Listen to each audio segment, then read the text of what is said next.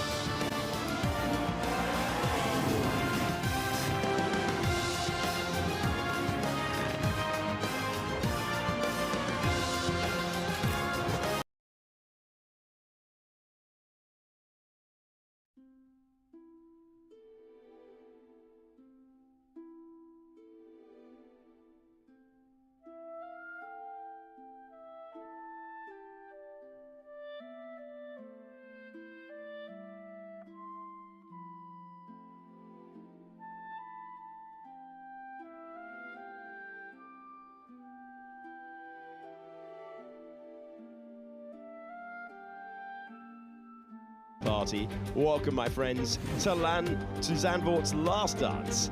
And in the grandstands, they've been singing in the rain. It's the Dutch Grand Prix, and we go racing in 5 minutes' time. Around this circuit, built in 1948, that runs to 2.6 miles. The first winner, Alberto Ascari, who Kimi Antonelli is trying to succeed as the next Italian world champion. The most wins, the great Jim Clark, and our most recent winner was Oscar Piastri for McLaren. It's his teammate Lando Norris on pole, and will we get the dry running to be able to see the C4, the C3 or the C2 tyres? That is the question. It has rained heavily twice in the last hour before we bring you these pictures trackside. Round 12 of the World Championship. We're going to kick off the second half of the season by going from back to front and showing you the starting grid. It's a Cadillac pairing, management change for Cadillac. Marcin Bukowski at the wheel now, and it will be the pit lane for Perez, 21st for Bottas. Behrman having a tough weekend. Lance Stroll was P19 for Aston. It's a new power unit in the upgraded power unit in the car for Aston. Fernando Alonso is 18th, 17th for Carlos Sainz. Lead Williams on the grid is Alex Albon. Then it is Esteban Ocon going from 15th. Franco Colapinto is in 14th position. The Audi of Nico Hülkenberg, hoping for strong race pace that has not managed to deliver it in both qualifying sessions. Yuki Tsunoda returns to Formula One and does so in 12th position. Then it's Pierre Gasly, Arvid Lindblad inside the top 10 for the 8th time in his rookie season. And then we find ourselves Gabriel Bortoletto in 9th. Liam Lawson back to the senior team is next to home favourite Max Verstappen. Then it's Hamilton ahead of Charles Leclerc, 5th and 6th. And then Antonelli finds himself ahead of Oscar Piastri. Antonelli, our championship leader. And then George Russell trying to win his 3rd Grand Prix of the year. He's got 3 sprint wins, 2 Grand Prix wins this year. He's looking for his 3rd. And the driver ahead of him, Lando Norris, with an 18th career pole position in Formula One. He leads again at a circuit where he has won in the past. In 2024, he got a poor launch off the line, was jumped by Max Verstappen, but had devastating pace. We bring you the picture of a drying circuit. It is damp out there, but crucially, it looks like slick territory for the field. The track temperature is 30 degrees. The air temperature is 17 as we build up to the 12th Grand Prix of the year. I'm Alex Jakes. Alongside me in commentary is David Coulthard and Jolyon Palmer. Gentlemen, it is going to be fascinating to see what we get early on. It's going to be a greasy surface. Jordan, it's exactly how we started the weekend in practice. It is, it's exactly that, but if anything, slightly drier. It slicks across the board for the teams, and I'm looking out of the commentary box window, and it looks pretty dry. Some spots of moisture here and there. The drivers will have their eyes wide open on this formation lap to try and spot where that's going to be and feel maybe a damp curb or a white line. But we are into slick territory, and I don't think we're expecting more rain from here, although it's breezy and you can never be sure. It's so well poised as we look at the trophy that the winner will pick up in about 90 minutes time if we get a uninterrupted dry race. And it takes us back to a really intriguing moment, and we find ourselves with Lando Norris, not with the race pace in the sprint yesterday, at the head of the field. We find ourselves with a Mercedes pairing behind that, on the evidence of the racing laps that we've run so far this weekend, look quicker. But welcome to the main event. Welcome to Grand Prix Sunday and the beginning of the formation lap. We have the top four on medium tyres: Lewis Hamilton, Charles Leclerc, Max Verstappen, Liam Lawson, Gabriel Bortoleto, and Arvid Lindblad completing the top 10 with softs. Fascinating dynamic with those in the bottom half of the top 10 having the grippier tyre. So again, I like what Ferrari have done. They learned yesterday from the sprint that the soft tyre was pretty useful. Charles Leclerc actually was making places by the end of the race and not dropping away. And they had a new soft to throw on. So new softs for Hamilton. It's a scrub on for Leclerc. And looking around again, it really looks quite dry. In the bottom of the dip there at turn 3, see where the moisture's collected, but that's nowhere near the racing line actually. So everyone will be feeling that grip level behind the safety car for some reason for this formation lap, but nonetheless a chance to just try and find some grip. Although I think if you're Lando Norris at the front, you'd rather go full tilt when you could. Yeah, but its safety car has been a brilliant servant to Formula One, there's no question, but it is very slow in comparison to what a Grand Prix car can do unleashed. So they could have done this, I'm quite sure, as a normal green flag standing start. You can see little patches of damp, but having experienced this place in wetter conditions, you don't tend to get anything hanging around curbs or anything like that. The drainage is good, so this is they'll be able to give it full beams. Yeah, this is all wet procedure. This is just following on from what we saw in the build-up to the race. Safety car will peel in, and we will have the traditional standing start. You can see that it's drying in that part of the circuit, and the banking will dry up as well. We'll find ourselves on the back row of the grandstand there. Turns 11 and 12, State of the World Championship. Kimi Antonelli with an unbelievable lead going into the second half of the season. Lewis Hamilton with 171 points and George Russell on 168. They are the contenders, as Lando Norris, with back-to-back Grand Prix pole positions, is looking for back-to-back Grand Prix victory. Well, it's not bone dry, especially in the final sector. There is a lot more moisture into turn 13, which has caught a few drivers out through the weekend anyway. They'll have the tyres nice and warm by the time they get there, but caution will be needed. And so the revs rise. George Russell on the left-hand side of your picture, Lando Norris on the right in the papaya McLaren. That is Lewis Hamilton. Remember, he's got the soft tyre. It won't just give him a better launch off the line, it will fire up quicker. Does it give him an opportunity in the first 3 turns of the racetrack before we go single file through the fast sweepers of 4, 5, 6, and the epic direction change at 7. This is a racetrack where it is difficult to overtake. It means that the opening laps here are always intense. Perez to the pit lane. We have 21 on the grid. The green flag at the back means we move into the revs rising. And Formula One in 2026 returns in 5 lights time. We're underway with a crawl off the line for George Russell, trying to block Piastri. He does so, but Antonelli will have the move. Antonelli will have second position, and he does. Will it get worse for George Russell? Charles Leclerc is there. Key move. Championship leader upper place. George Russell did not get off the line well. It is very tight in the background. Lando Norris leads. Can Antonelli have a dream first lap? He's putting the pressure on Lando Norris, who maintains the start. Will they get through in the background there? Oh, it was tight between the two Red Bulls, but they did make it through as we sweep by That was good feisty stuff between the two Red Bulls, but it was decided as they were headed up into the dunes, the natural running order. Norris was fighting the car coming out of turn 3. It put Antonelli right with him, and that Mercedes has got a little better top end. So Antonelli keeps putting the pressure on through the middle sector. How aggressive was Russell as he slithered off the line? He's lost a place, but he really went elbows as wide as possible to keep Piastri at bay, and that in turn has cost Piastri, who's down a place. Charles Leclerc with the best start of the bunch there, up 2 on the softs. Lando Norris finding himself with the lead. Antonelli up a place, Russell down 1. Charles Leclerc up a couple of positions. Oscar Piastri chopped by George Russell off the line. Lewis Hamilton down a place, and Verstappen is ahead of Liam Lawson after they went side by side through the opening corners of the Grand Prix. Your top 10 completed by Pierre Gasly, who's up 2 places, and Arvid Lindblad completes the top 10. Oh, big crash, massive crash in the background. Max Verstappen into the wall, and the greasy surface finds the home hero into the wall and out of the race with a dramatic moment that will need an intervention from race control, because we have rarely seen cars heavily into the wall there. Yeah, and there's no natural place to remove the car, I would say, so this could be a full red flag. No, there's debris absolutely everywhere. It's a big impact that Verstappen's had. Full red flag, and the Dutch Grand Prix that only exists because of Max Verstappen. The most important thing is that he reports that he's okay, and it was the late cut to the shot. You could see his name tumbling down the timing tower, and Max Verstappen is out of his last home Grand Prix. Oh, touched the white line, and it's over as quickly as that. That's where it was damper in the final corners. I was just thinking, if you're really brave there, you might be able to make positions on a track where it's difficult to overtake.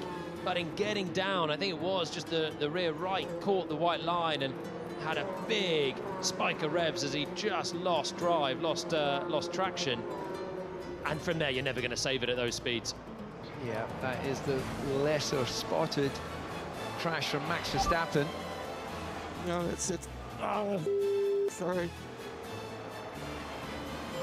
As you say, DC, in these conditions where he has thrived so often, a reminder that they are exceptional talents, but they are all human. A brush of the white line, and such a shame for this great story of Zandvoort to see Verstappen exit so early in the Grand Prix.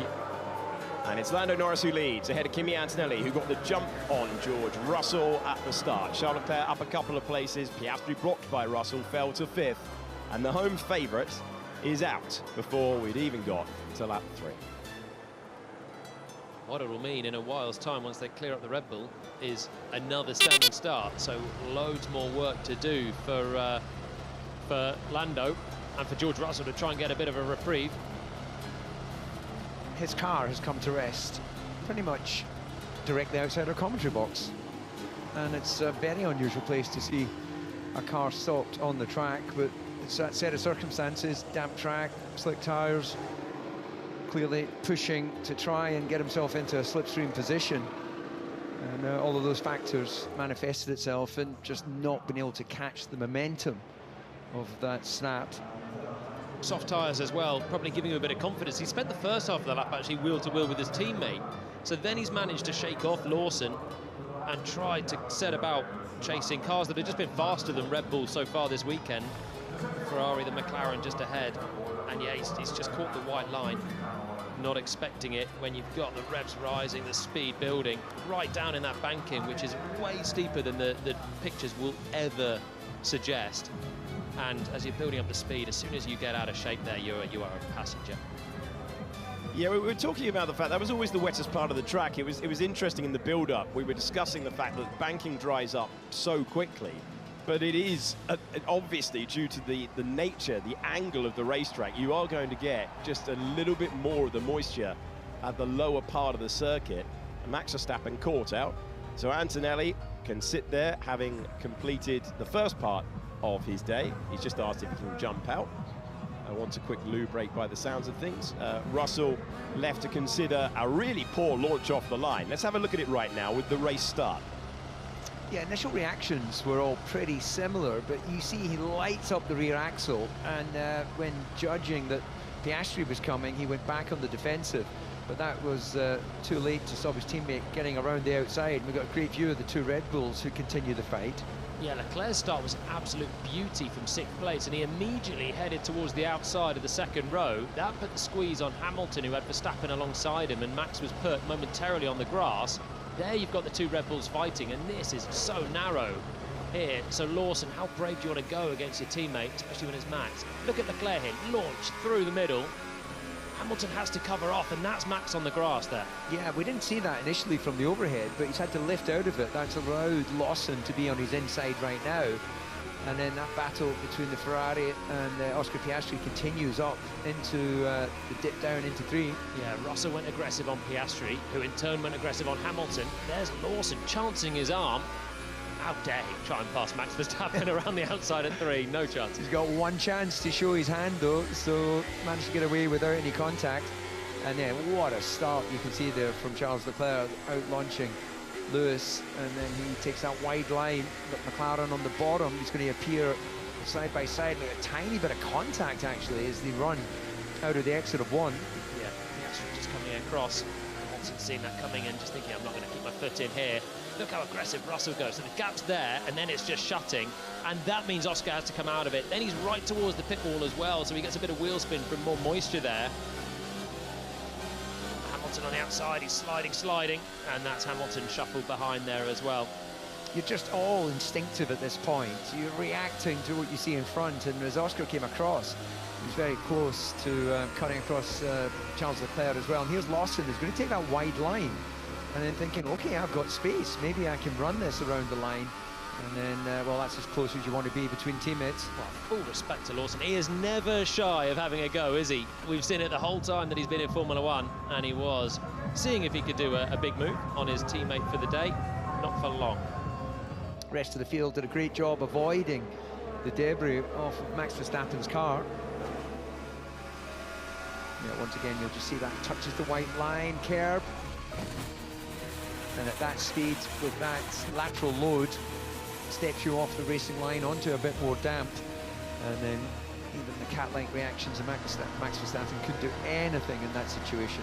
You can see how damp it is. Yeah, absolutely. You can just see how damp it is, and the brilliant reaction from Gasly. That's actually our best shot, I think, for showing just how damp it was. You can see on board with Lawson, Max just dropping the right-hand side onto that white line through the final turn. Yeah, you can't see it really on board with Max, but the car behind shows it. Wow, it's a big spin as well, Bortoleto. Yeah, Bortoleto in the background, focused on Verstappen because he was out, but Bortoleto on board.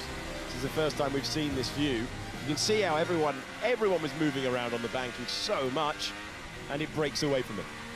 So that wasn't actually related to Max's incident. He was having his own incident all alone, and then he must think, oh, okay, so it's not just me. They're so used to going through their flat out in race trim with a full tank of fuel. That's what they got now, but they haven't got the optimum track conditions. And you're thinking, if you're not flat there, you could be in trouble because there's a long straight and the best chance to overtake. So it's one of those runs. Remember racing like something like Eau Rouge, Spa in the wet, and you're thinking, right, this is really serious going through Eau Rouge, because you know if you back out here, you're going to be a sitting duck. Oh, you lose so much momentum. So a little bit of damage on the barge board being taped up on Hamilton's car. That must have been from Verstappen possibly at the start, because certainly when he was going wheel to wheel with Oscar, it was on the right side of his car. Yeah, he's had a couple of skirmishes, hasn't he? But yeah, that must have been with Max as Max was put off. So this is an opportunity for George to make good. Now, there's many choices available, but I'm expecting a grid restart. And in that case, he can put into play a better procedure off the line.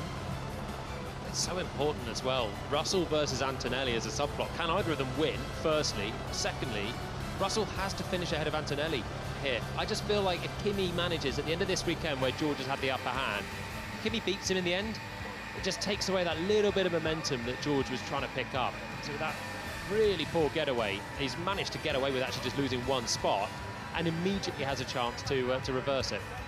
So they can work on the cars now under this red flag condition, so gives them an opportunity if they felt they were a little bit out, and then with the qualifying car going into racing, then Not much time to do anything, but they certainly can replace wings and other parts that are exactly the same as what's taken off the car.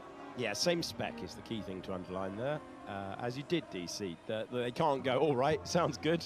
We went in the wrong direction after the sprint race. For quali, let's correct our error. So it has to be roughly where they were, but you saw the damage to Hamilton's turning vane on the left-hand side of the car after that momentary contact with Max Verstappen in the opening meters of the Grand Prix. Yuki Tsunoda with a dramatic start to Formula One once again, his first start of the season. 11th place for him when the red flag was flown. Incident involving Arvid Lindblad has been noted for a yellow flag infringement. So that has been only noted at the moment by race control. It's going to be something like passing Bortoletto as he's pirouetting at 150 miles per hour, isn't it?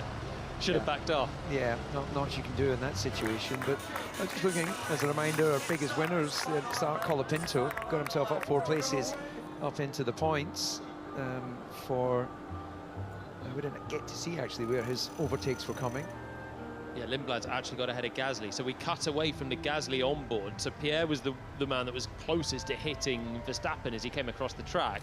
Had to get out of it, and somewhere beyond that, obviously then the run down towards turn 1, Arvid Lindblad has gone round him. I don't see that there'll be anything wrong with that, but let's not tempt fate with the stewards. There we go, white line ahead, just nibbling that curb in the white line. And that is Verstappen's demise. Is he okay? That was huge. Is he alright?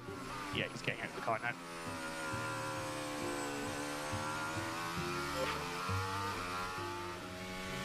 This is further back, and the view of Alex Albon of a spinning Gabriel Bortoletto just into the debris, into the smoke, and past Bortoletto and Max Verstappen, who had already clipped the wall. Sorry, but what Esteban did is crazy. He's overtaking me in the middle of the crash. Alex Albon not happy. I imagine that's what effectively Arvid Lindblad is under investigation for. You see how early Bortoletto got out of shape there, so he's already lit up the rear tyres, and then he tries to turn it in. It was closing with Gabby. I almost T-boned him. I know, I was watching. Yeah, good job there. Wow. How is he still in the Grand Prix? I don't know how that wasn't heading straight to a big crash there. Great reactions from Hulkenberg, who just found a bit of grip when he needed it as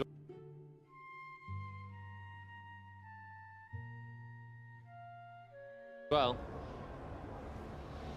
All the crash structures doing exactly what they're supposed to do. That nose took 2 hits, outer wall and then back into the inside wall. Here's the shot again. Bortoletto goes, do you go right or left? Oh wow, he wasn't sure. He couldn't see in the smoke. He needed a spotter like in Days of Thunder. Go high. Yeah. I don't even know. Do spotters know that quickly where you should go? Because it's a split-second decision, isn't it? Yeah, well, you just need to hope he doesn't have a stammer. Wow, that was lightning fast reactions from the veteran German driver, and he's still in the mix for the Grand Prix. We've got our resumption order. Though, just to let you know what's going on over the next few minutes of your lives, 10-minute warning for the drivers, and then we'll count down. They'll send them out there again from the pit lane, and then race control will decide to have a standing start, and we'll do it all over again. As the DJ immediately goes to work. He didn't go for his lunch, did he? Stayed in position in case there was a red flag. Yeah, that's impressive how they get the crowd going. And they've got a few DJs positioned around the racetrack for the entertainment of the fans in between the action. All right, key moment for the teams to decide which way they're going to go on the evidence of the early laps. Ruth Buscombe, talk us through what's happening right now on the pit walls.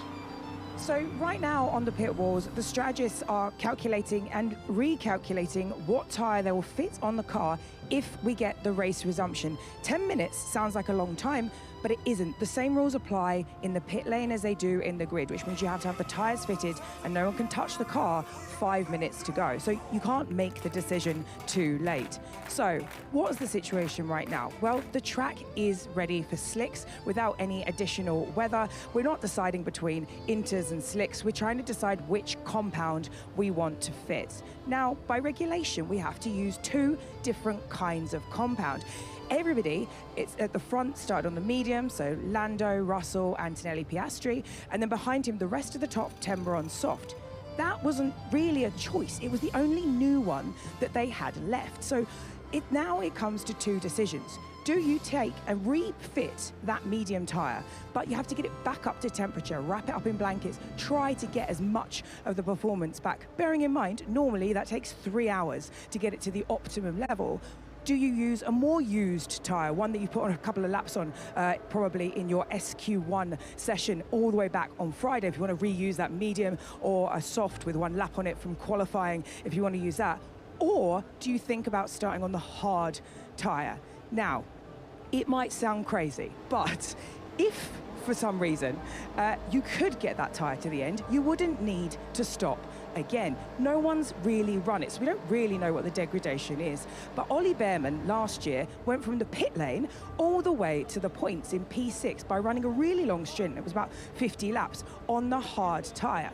Now, nobody except Valtteri Bottas did lap 1 from the grid with a hard tyre fitted. So if I was a strategist right now, I would be looking at his onboard. We know that car doesn't have a lot of grip because it doesn't have a lot of downforce, and I would see how much he's struggling or not in the damp conditions to see whether or not it's even a chance whether or not I'd be okay starting on that hard tyre. Now, there is a bigger difference when it's damp and greasy between the compound steps on the grid. So the soft to medium, which is not really very much here at all in the dry, is worth a little bit more. Same when it goes from medium to hard. But if you're towards the back, or if you're a car that needs a win to keep your championship hopes alive, and by eking out a few more laps on a tyre, potentially there's safety car interruptions, it is an option that you can do. For me, when it comes to a situation like this, it's all about making sure you race your race. If you're leading, you don't need to invent fun strategies. Go for the basics, which is use your best tyre, stick to the original plan of the race. But if I'm a team like Mercedes, for example, where I have 2 cars, I'm going to be thinking about how do I beat McLaren. And if they do a split strategy, going 1 on the used medium, 1 on the new hard, how can I respond if I've got both of mine on the medium? I love this tactical play. The conversations that are happening right now keep happening. And again, always checking the sky here, because it can always rain at Zandvoort. And it is worth so much, 23 seconds. If it starts to rain on the formation lap, you absolutely want to dive in and get that intermediate tyre. It's worth 23 seconds in 2023. The pit stop itself is only 18, so I'd give up any position on the grid if the weather does change. Because once again, the decision needs to get made significantly before you go racing. You have to decide, get it on the car. We do the whole procedure. 10 minutes is a long time in racing, especially when you're racing around the dunes of Zandvoort. I think that's about it, Alex. Superb, Ruth. Thank you. What a download. All the options and then some. Wow, sometimes you ask your colleagues questions and you get 10-second answers. And sometimes you ask your colleagues to put you on the pit wall and you get the immersive experience. I've got good news for you all. The race will resume at 33 minutes past the hour. If you're watching this on catch-up, skip ahead 11 minutes and you'll get to the real thing. Okay, so we now go into the 10-minute version of events. So this procedure is known to the teams. The field will do 1 lap behind. So they will do what they've done before. The restart time is 15:33. The plan is for a standing start. The delay, obviously, thorough track cleaning at turn 14. So with it being banked, with it being high speed as well through 5, 6 and 7, understandably taking their time with that. Safety paramount. If you are just joining us, Max Verstappen out of the Grand Prix, along with Valtteri Bottas, who is listed as retired on, we'll have a check whether that's the case or whether that's the timing page. But Max Verstappen out after clipping the wall at the final turn of the racetrack, got onto the white line, spun into the left-hand side barrier. Gabriel Bortoleto, DC, spun around and asking the team to check the clutch because he would have had to dump it as he went pirouetting round at huge speed. Yeah, what he's done is taken the decision to plant the throttle once he got completely sideways to help bring the car around within its own length. The other option is that you pull the clutch in and, like you would in a skid pan, hope that the four wheels will find their own natural grip. But it worked for him, you have to say, and the racing gods shined on Audi in that they weren't both out on the spot. Had Hulkenberg T-boned them, of course, that's exactly what would have happened. So yeah, there we go. We've established that that final part of the racetrack is somewhat treacherous. This is given it good time to dry out further, but all the drivers are on notice to be a little bit more careful in that corner. Yes, absolutely the case, especially when you've got a world championship on the line, like Kimi Antonelli in conversation with his race engineer Pete Bonington, how important Pete Bonington's expertise has been to extract the talent of the championship leader. I can tell you the restart order will be based on the classification at the end of lap 1, but those who did overtake, like Esteban Ocon on Alex Albon believed under the crash, under yellow flag conditions, have not been, they were noted, no further investigation. So they're going to sort of neutralize that with the restart order. Alex Brundle, what a start to the Dutch Grand Prix. It really was, wasn't it? A tumultuous start to the Dutch Grand Prix. A couple of tales from the paddock for you guys. The reason why that area of the circuit is more wet than the rest is the prevailing wind all weekend pretty much here in Zandvoort and on race day as well is heading from the first corner towards the final corner, and of course as the rain comes over it follows the directionality of the prevailing wind, so it effectively rained there last, which is why it's the wettest area of the racetrack despite being banked, and probably the area where Max Verstappen was driving there, it is literally the wettest area of the full racetrack as it's right at the bottom of the banking where it did rain last. Speaking of that wind though, for the first time this weekend it's really dropped and is almost still here in the paddock, which will definitely change the experience of driving the circuit for the drivers when they get back going again. It's considerably warmer now than it has been through most of the weekend so far. And that's the other thing I was going to say as we have a little bit of a look at Arvid Lindblad, or have had a little bit of a look at Arvid Lindblad fixing a bit of damage, is that teams, if they have run through any debris here from the incident of Max Verstappen, or indeed the spin from Gabriel Bortoleto, are allowed to change parts, of course, a little reminder, for like parts. So if they can, in the time frame, they're allowed to rectify any damage that they've suffered, as well as changing tyres, of course. Back to you. Thank you, Alex. Having a look at a poor launch off the line for Gabriel Bortoleto as well, before he had his dramatic moment, but he is still a contender in the race. And a reminder for you that the resumption order will be the classification taken at the end of lap 1. So that is within the FIA's jurisdiction, and they have decided at race control that that is where they are going to establish the order from.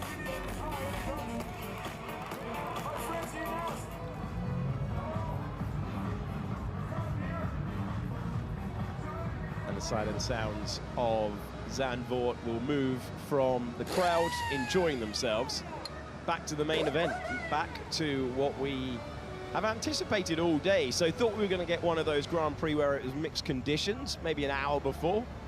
We have had those mixed conditions, take one of the contenders out in Max Verstappen, but it is looking pretty sunny out there, pretty dry out there. Track temperature is 32 degrees, air temperature is 18, and we are 5 minutes away from the resumption, which is what that klaxon's about. You could hear in the background, if you ever wondered, there's still some glorious old school parts of Formula One, but the klaxon sounding there to the competitors, that's been throughout Formula One history as a way of explaining it. They got rid of the 5-minute boards. Everyone will be told that Everyone being reminded, if you're wondering what the race engineers are doing at this stage, everyone playing it perfectly by the book. Every single driver was told 10-minute procedure, every single driver, and they will know this. They all experienced, but even Lindblad has had the 10-minute restart procedure in Formula 3 and Formula 2 as a rookie.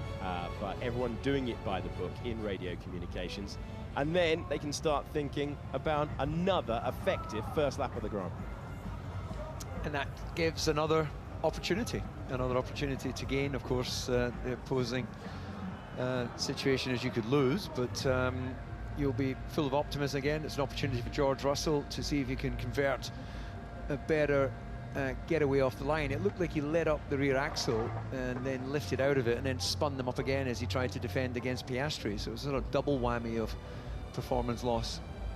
He didn't get away, did he? And then he started putting in some steering lock as well, which never helps your acceleration. So, but he'll be on the other side of the grid. I wonder if that'll help.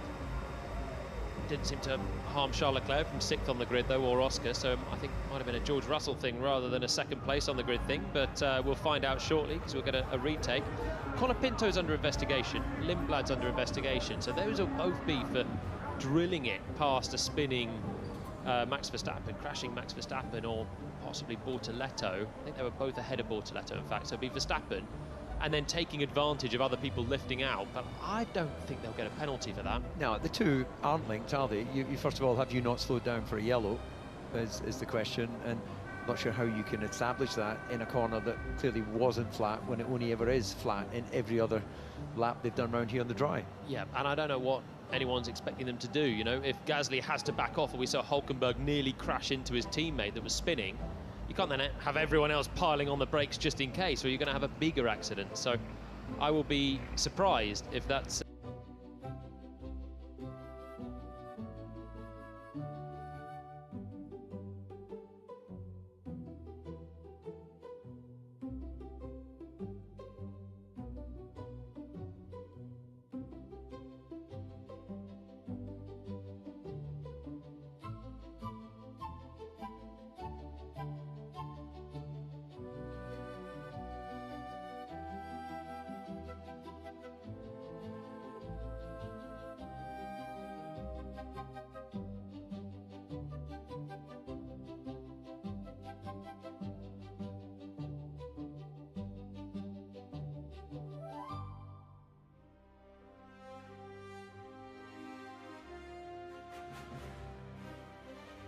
So we haven't seen either of their onboards to see if there was anything particular there, but yeah, I'll be surprised if they come to anything, but I've been surprised before. Tyre choice is available again for anyone, so will we see people stick or twist? And that is the question. Will they stick or twist is very important. Ruth Buscombe, would you change, if you were looking at our main contenders, would you do anything differently to how they originally started this Grand Prix? Oh, well, you are asking me, Alex. So I like to have one car sticking and one car twisting to cover off both ideas, especially if I'm hovering around P5, P6, P7, P8, because the leaders have so much advantage over the rest of the cars. If I start on a hard, even if I have to bail out and then fit a soft later around lap 50, I'll get back to where I started. I think it's a good one to try if you're on the back foot to try to win this thing. Otherwise, play it safe and just restart the race as we started before. Thank you, Ruth. 30 seconds to go. Well, if you split the cars, you're going to be right with one of them, aren't you? It's a change out front. Softs for Lando Norris. So they've looked at what Ferrari have done, and they like what Ferrari did. Yeah, great launch off the line for Charles Leclerc. 2 places up. And the pole sitter. Well, of course, the fact that you know that, as per the regulations, there's no mandatory pit stop in Formula 1. It's a mandatory tyre change in Formula 1, isn't it? So now you're getting into the situation whereby can he maintain that launch with a soft and then give himself a chance of marking off the Mercedes. Green light at the end of the pit lane. We resume the Grand Prix behind the safety car. We get going one more time, and then it will be within the jurisdiction of race control to call for a standing start. Right, we've got another curveball then. Norris on a soft. Antonelli sticks on a medium, so that is a used soft now for Norris, but it would have been a used medium, the same tire that they were just on. So that's what Russell is on as well. I am surprised to see McLaren throw a hard tire on Oscar Piastri's car. The question from Charles Leclerc, and it was bemusement, is that Piastri on a new hard? So he is very confused. McLaren completely split it. Okay, so maybe they know something that up until this point we don't. See, Albon has also gone on a hard, so that's a change of tact for them. Certainly not going to hand sure off the line, but it's clearly going to give you more durability and be able to go deeper into the Grand Prix. Big formation lap here for Piastri. It's going to be a standing start, and he's got to get as much temperature into this set of tyres as he possibly can. He won't need to change again for the rest of the race if he can keep them in. And McLaren obviously realised that having lost the place to a Ferrari, Verstappen's out of this one. Sure, Hamilton's alongside, but they don't have a huge amount to lose here. They're not in a position to be passed by probably more than one car. So try something different with that car, and with Norris go defensive. Yeah, but they've got no information as to how far that tyre can go. Hardly any long running on a sprint weekend. So it's a good old-fashioned, let's roll the dice. Stroll, Sainz, Bottas and Perez very late out, as we see Lando Norris making his way to the line for the second start of the Dutch Grand Prix. Stroll's being told that everyone who went on the red light should get a penalty, so I think there was a red light at the end of the pit lane there, and total confusion. Hearing that Oliver Bearman has a problem. There is the onboard for the British driver, and he has parked up. We're going to need another go-around. We're making you wait for it today. The yellow flag is out. Bearman is one wheel. My engine broke. Okay. Everything broke, everything turned off. He's managed to get the dash working again, though, so he might be trying to do a Control-Alt-Delete reset, but they're probably going to delay this start. As you see the other cars, no, he's getting out, so the marshal should be able to push him back in between the barriers, but it's probably going to be a delayed start. Yeah, he's parked responsibly, but I don't think they'll clear that in time.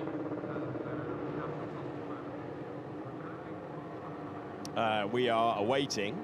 Surely we'll hit the yellow button and send them round again. That would be the usual expectation. So there was a total mess coming out of the pit lane for 4 cars. Stroll, Sainz, Bottas and Perez are miles back, which is why we've waited all this time. This order is defined by the classification at the end of lap 1. We've got Bearman parked up and still not removed from the racetrack, and now we have the extra formation. So that would not have been a smart thing to do, and it's a guess, basically, where you park up on the right-hand side. Right, another extra formation lap. We'll get there in the end. I assume whoever was behind Bearman sat behind him for a long time as he crawled to a halt, not wanting to make an overtake on the formation lap, and that's why you had the massive field spread, because Norris was sitting stationary for such a long time. He's at least on the soft tyres. If you're on a hard tyre, that's miserable. Yeah, there was something, sorry, DC, there was something in the pit lane. There was something that kept 4 of them behind before we'd even got to Bearman. So that's why there was such a disparity forming up. I think it's probably a good thing we're getting another formation lap in, and then hopefully we'll bring you some motor racing at the Dutch Grand Prix. Yeah, it's coming. It's just a little bit later than we expected, but yeah, everyone getting the chance to go through their launch procedure one more time, and the tyres, of course, would have been not in the optimal window because they sat there so long. You can see how hard our pole position man is working the tyres on the way to the grid. He's drilling it, isn't he? Sliding coming out at turn 8, absolutely checking out from the rest of the field. Some of them are just coming through turn 1. Perez at the back and Lando's in the final sector, but he has absolutely smoked it round. Yeah, they're meant to keep within 10 car lengths to the car in front. Full man, of course, sets the pace. But this actually, if you are further down the grid, it's quite welcome when you have to really give it Harry Flatters to get round to the grid, because you've got much better information on what your balance is with full tanks. The track has clearly dried up in this final section as well. And the best way of warming up tyres is driving fast, snaking around, weaving and putting in some energy on the brakes is all well and good if you're stuck behind a safety car, but if you can go fast, that's the way to put load through the tyres and a bit of energy. The problem is then you pay the price when you get to the grid and the field is really spread out and your tyres start cooling from around this point. Burnouts for Norris. Try and get some surface tyre temperature to help those rears, give him grip off the line. The front's now not doing anything apart from cool. Beyond the obvious battle between Norris, Antonelli and Russell, your top three for the second start. Watch out for Lewis Hamilton on soft tyres, trying to go past Oscar Piastri on hard compound tyres. There will be a big offset compared to what we've seen in recent times. Max Verstappen has retired from the Grand Prix. Oliver Behrman has retired from the Grand Prix. The championship leader on 224 points. Kimi Antonelli's brakes are smoking. That'll disappear once he gets going in a few moments' time. He is waiting. And then the drivers at the front will be told, last car in position. It is defining. There are moments of brinkmanship. The World Championship on the line. The green flag being prepared at the back. We've made you wait for it. 40 minutes after we originally got the formation lap underway, we will now look to the lights for the second start of the Dutch Grand Prix in 2026. Let's go racing once again. Kimi Antonelli off the line, putting pressure on Lando Norris. Antonelli to the inside. Antonelli close with Norris. Antonelli through to the lead on lap one. He cleared it one rival in Russell. And on the second start, he cleared Lando Norris. It's a dream getaway for the man on the medium tyres. It was soft tyres for Norris, but he didn't get off the line. And now here we go through Hugenholt's corner. Antonelli, the race leader. Then it's Norris, then Russell, then Piastri. Charles Leclerc finds himself. Oh, look at that! Look at that from Oscar Piastri. It's absolutely unbelievable. He's got himself up to third on the hard tyre. It's a new tyre, and he's got past George Russell. Yeah, but there must have been, for him to get a pass there, there must have been a situation with George Russell, because that isn't a big braking zone. And then we see the Ferrari having a look up the inside as well of Charles Leclerc. Brave from Leclerc. Russell, presumably he's just got no energy. He must have started this one with his battery well down, and he's under pressure again. Yeah, to get past there, sorry, Alex, then, but dream start, as you say, for Antonelli, and George just wasn't even there to take advantage of the fact that Lando Norris ran wide in turn one. It was close on the exit, but not close enough, and it was really, really dusty out the top side of turn one as well. When Lando tried to hang it around, he just couldn't got onto the dust. Here comes Russell, closer behind Piastri. Drive-through penalty for Arvid Lindblad for the infringement under the yellow flag after the crash on lap 2 of the Grand Prix. It's lap 6 of 72. Kimi Antonelli has transformed his Grand Prix in the course of 2 starts. Very, very close. It's Russell finding himself with Charles Leclerc all over the back. Charles Leclerc finding himself in 5th position. And Piastri, remember, doesn't have to change that hard tyre for the rest of the Grand Prix. Russell seeing things come undone after such a strong start to the weekend in the sprint. Russell now finds Kimi Antonelli with a 0.7 of a second advantage over Lando Norris, and a car in between as well. A long way to go as he tries to re-establish himself in the Grand Prix. Antonelli, Norris, Russell. Antonelli, Norris, Piastri, Russell, Leclerc, Hamilton, Lawson, Gasly, Hulkenberg, and Colapinto still under investigation. Yeah, big start from Alex Albon in the Williams, up another 4 places. He's in 12th now, just behind Yuki Tsunoda. So this is going to be interesting to see with the variation of the tyres there, especially Piastri now getting himself into 3rd in the hard. That one, in theory, opens up a whole world of opportunity. It's such a divergence. Norris on the soft, Piastri on the hard, and Oscar's got no pace, but amazingly he had grip on that first lap to make the difference. He's just got anything to use. That's still weird, though. It's weird. It's almost as if George was opening the door, you know, taking the normal line, but you can see in your mirrors the movement of a car right up your gearbox. You could see that light flashing, but we've seen a couple of times this year for George Russell on opening laps or restart laps not being in the right place for his deployment, and in the end that was a drive-by for Oscar Piastri. Well, Spa was the most obvious case, wasn't it? He was out having had contact with Lewis Hamilton, but he was a sitting duck up the Kemmel Straight where they hadn't got the energy management right for him at the start of the race, and that looked to be the case again. The Mercedes has been the best on the top speed down that towards turn 7, but that time eaten up by the McLaren. Yeah, and the team have now reassured him it's back to normal, but that was the phrasing of the sentence. So an issue for George Russell, putting him down to 4th when he would have been dreaming of leaping past Lando Norris. Plenty of drama so far, maybe more to come. Possible rain in the air on the banks of the North Sea. And Kimi Antonelli hasn't got much of a margin right now. It's only 0.7 of a second.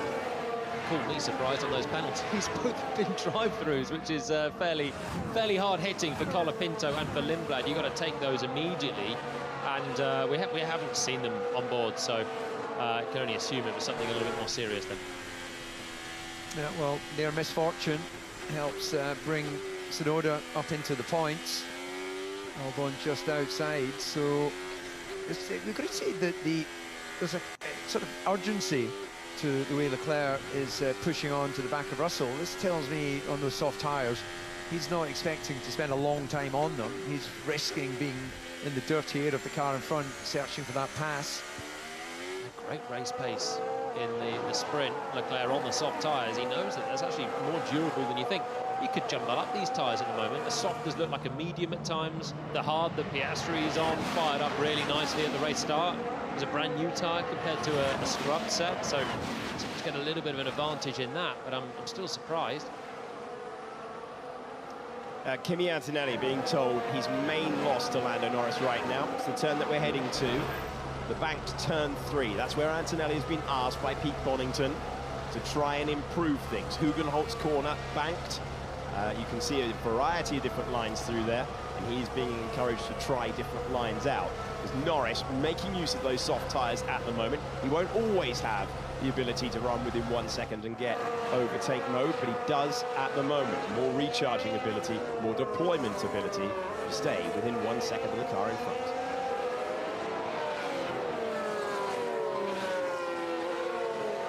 The incident involving Ollie Behrman has been noted for leaving the pit exit on a red light.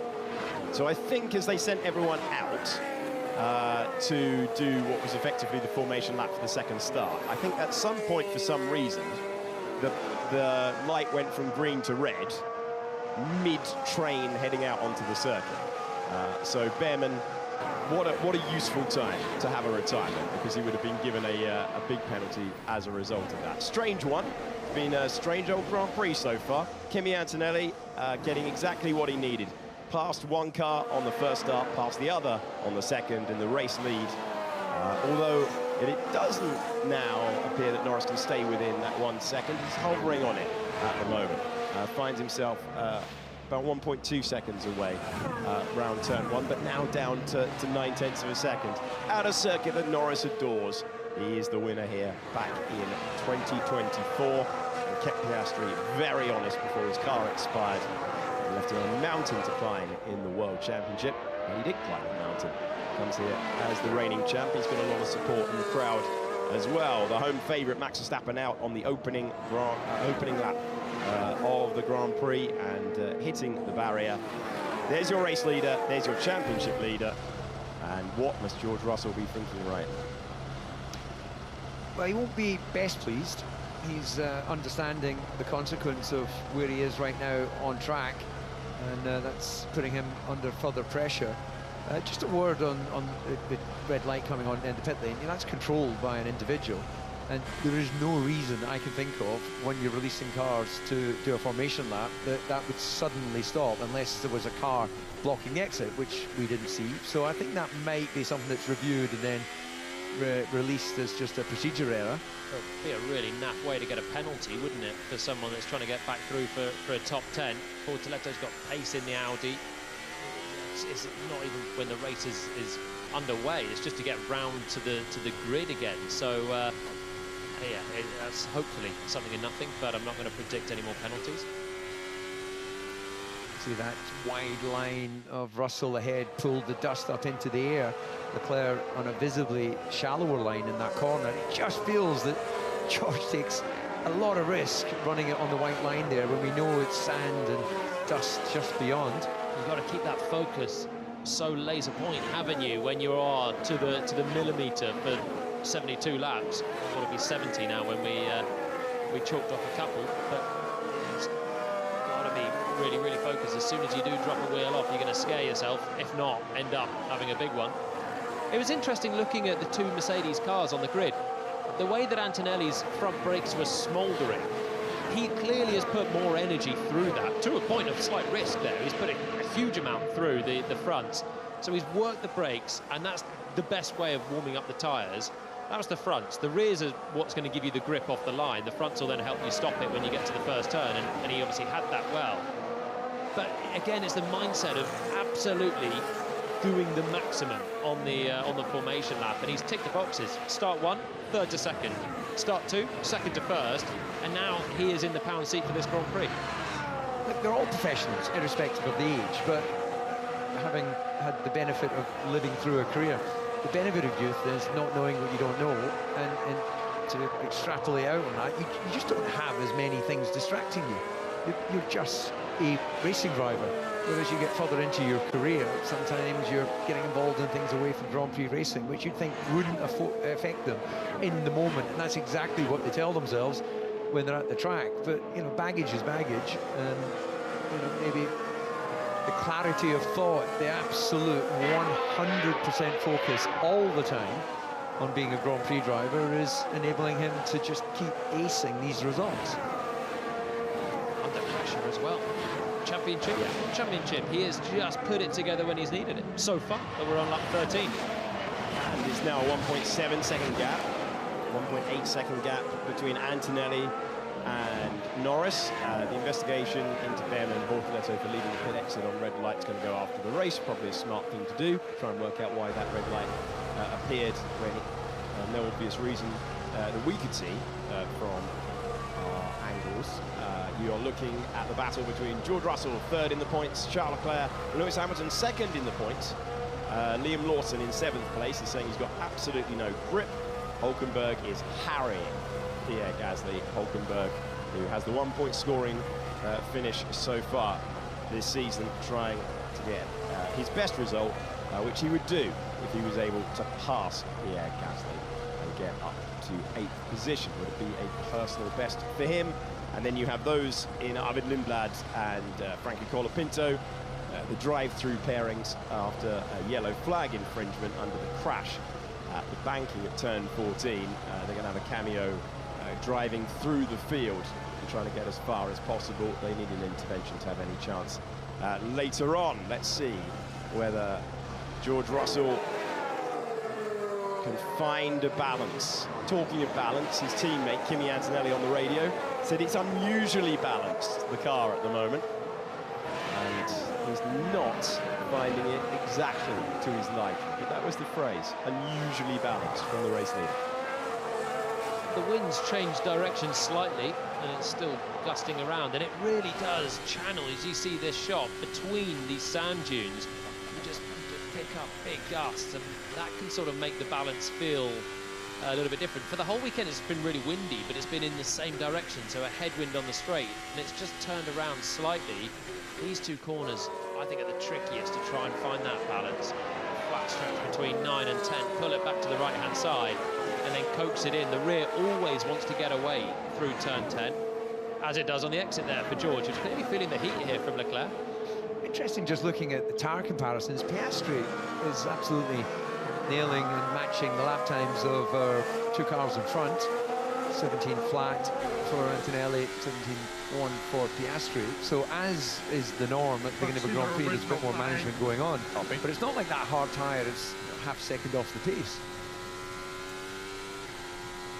Right, let's go. Yes, he did.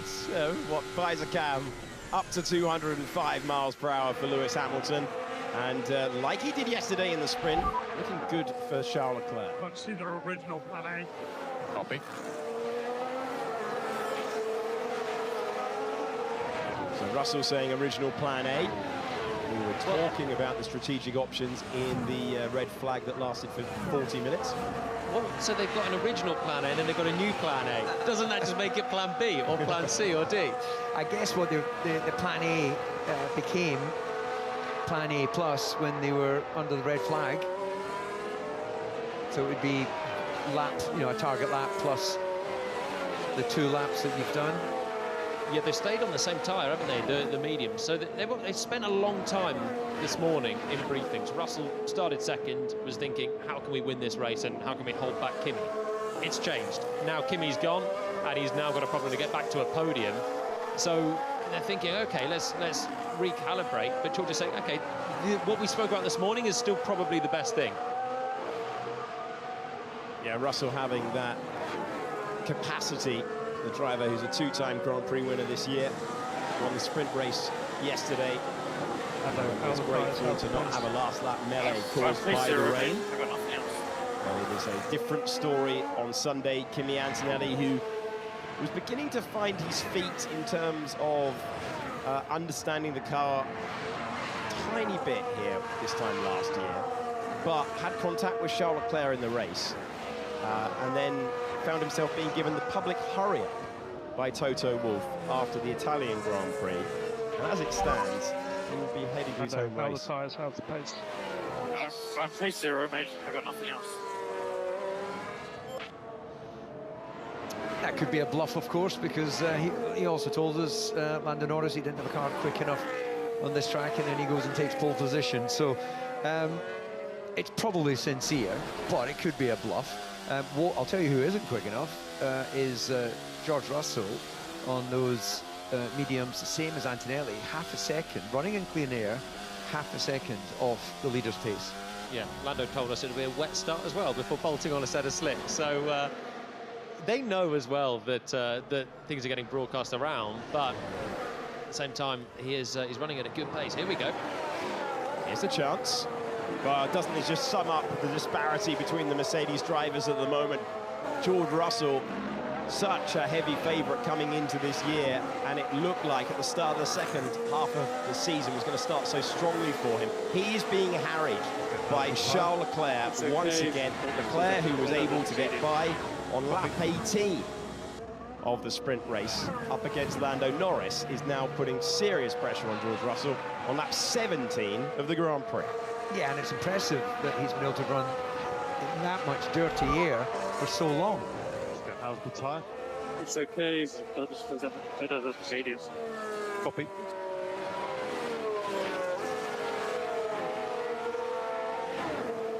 So Piastri remarking that it doesn't feel particularly good, but gives him a lot of options sitting there in third place.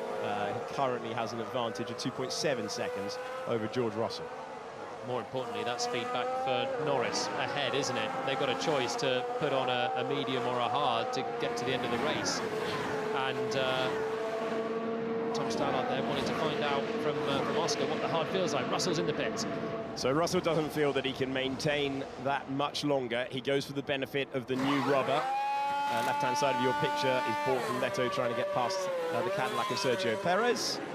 And I reference that because if you get contact between cars further back, sometimes you can get a virtual safety car that can change things. George Russell is exiting the pits now, looking for a little bit of clear air that he didn't have. Charles Leclerc was told box opposite George Russell. So if Russell had gone by, Leclerc had come in and taken the benefit of that, but it's not exactly clean air for George Russell to make use of those tyres. Yeah, look, it was a slick stop, so there's no way they factored in that he would come out in front of that group. You know, the pit lane time and everything was really good, so he's now going to lose a little bit of performance in the outlap, finding a way past. Yeah, it's difficult to do anything about him in these corners. He's got so much grip, surely.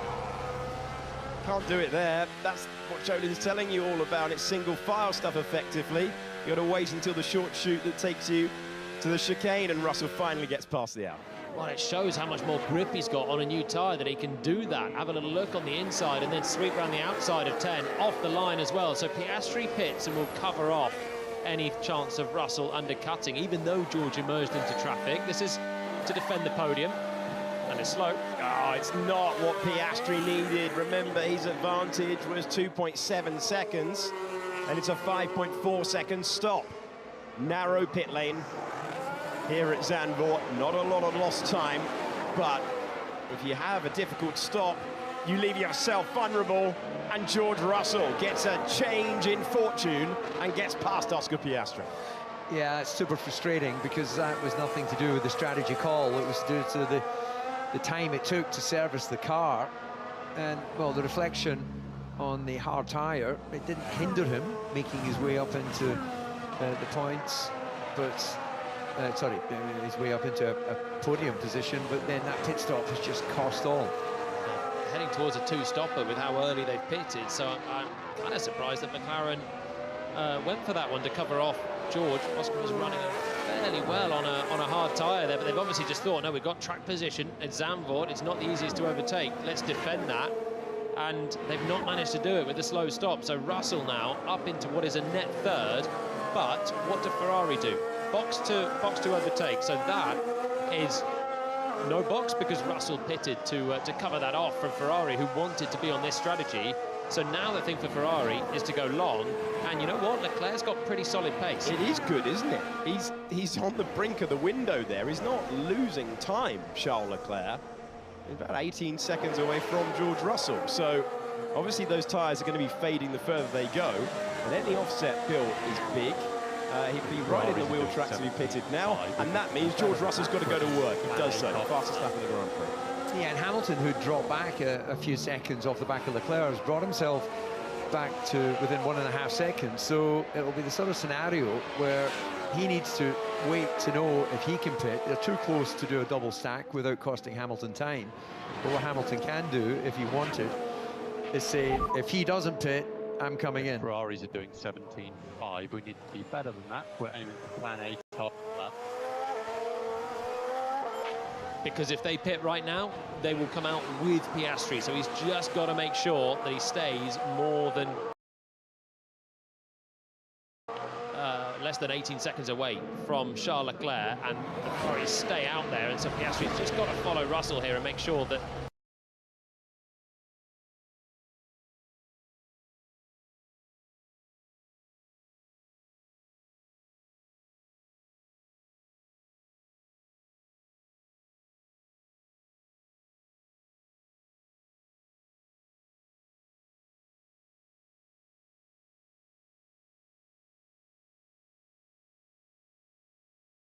yourself a bit of an oversight, but it has played out.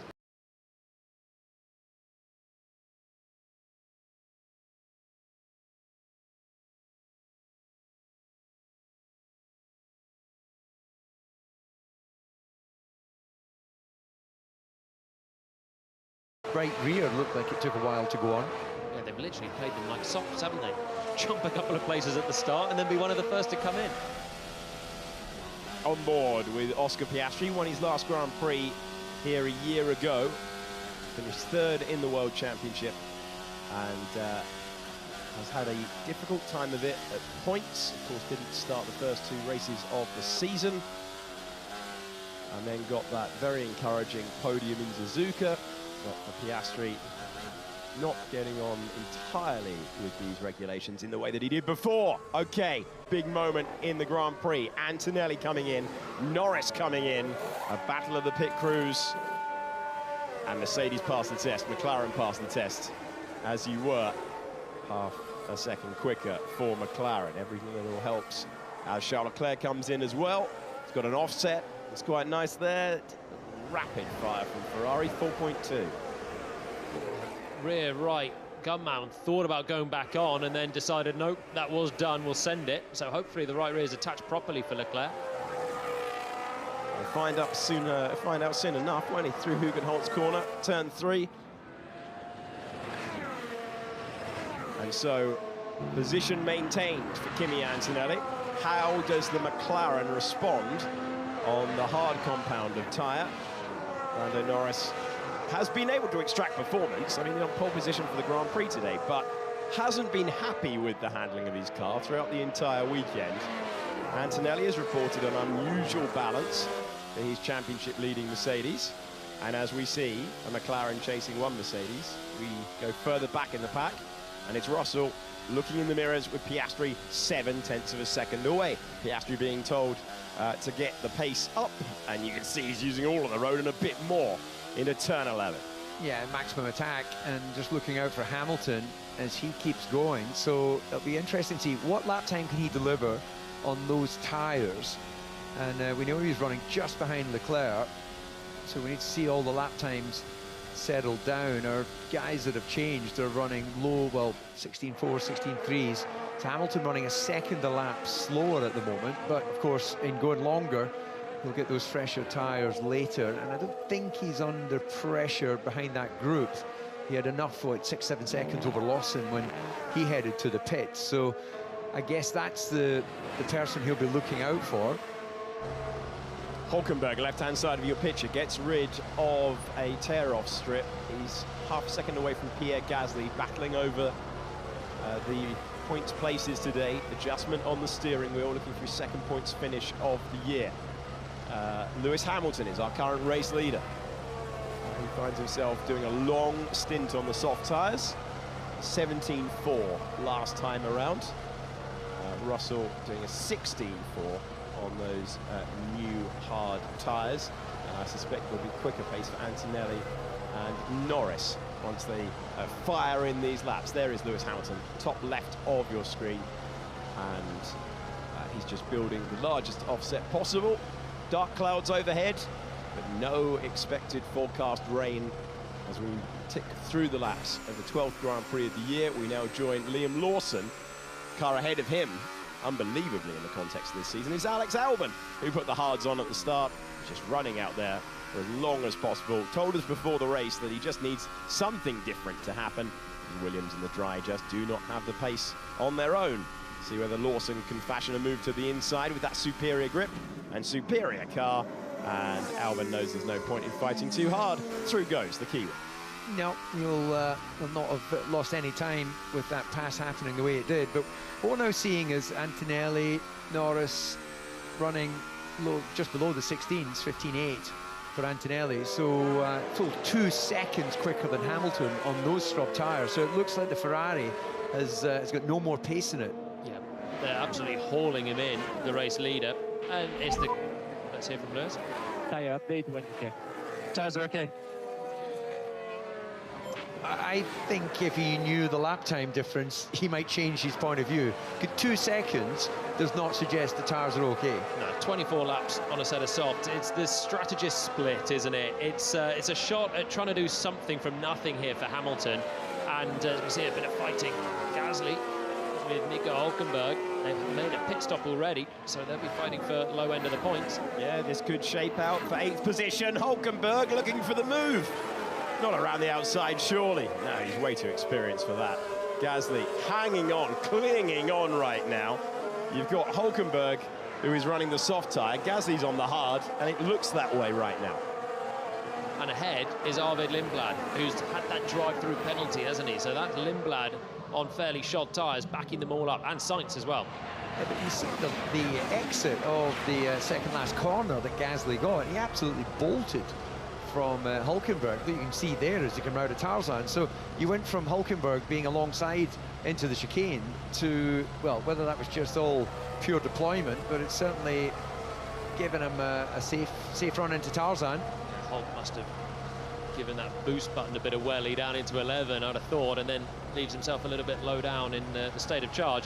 So Hamilton is going to be told to pit. The tyres, he felt they were okay, and you want to stay out there. A safety car might have helped him out at that point, but really it's a shot at nothing, and Ferrari can see that from the pit wall. So in he comes from the race lead. Yeah, Hamilton hits his marks. Worth the option for the driver who was at the back of the field for the contenders. Just trying to find something when the gravel traps are plentiful, when the walls are close, and when you've got plenty battling in the midfield. Not the maddest decision to take in terms of leaving a contender out there, because you've got plenty of drivers on old tyres up against drivers on fresher rubber, but at a circuit that is famously difficult to overtake anywhere other than the turn we're heading to right now, which is Tarzan Corner.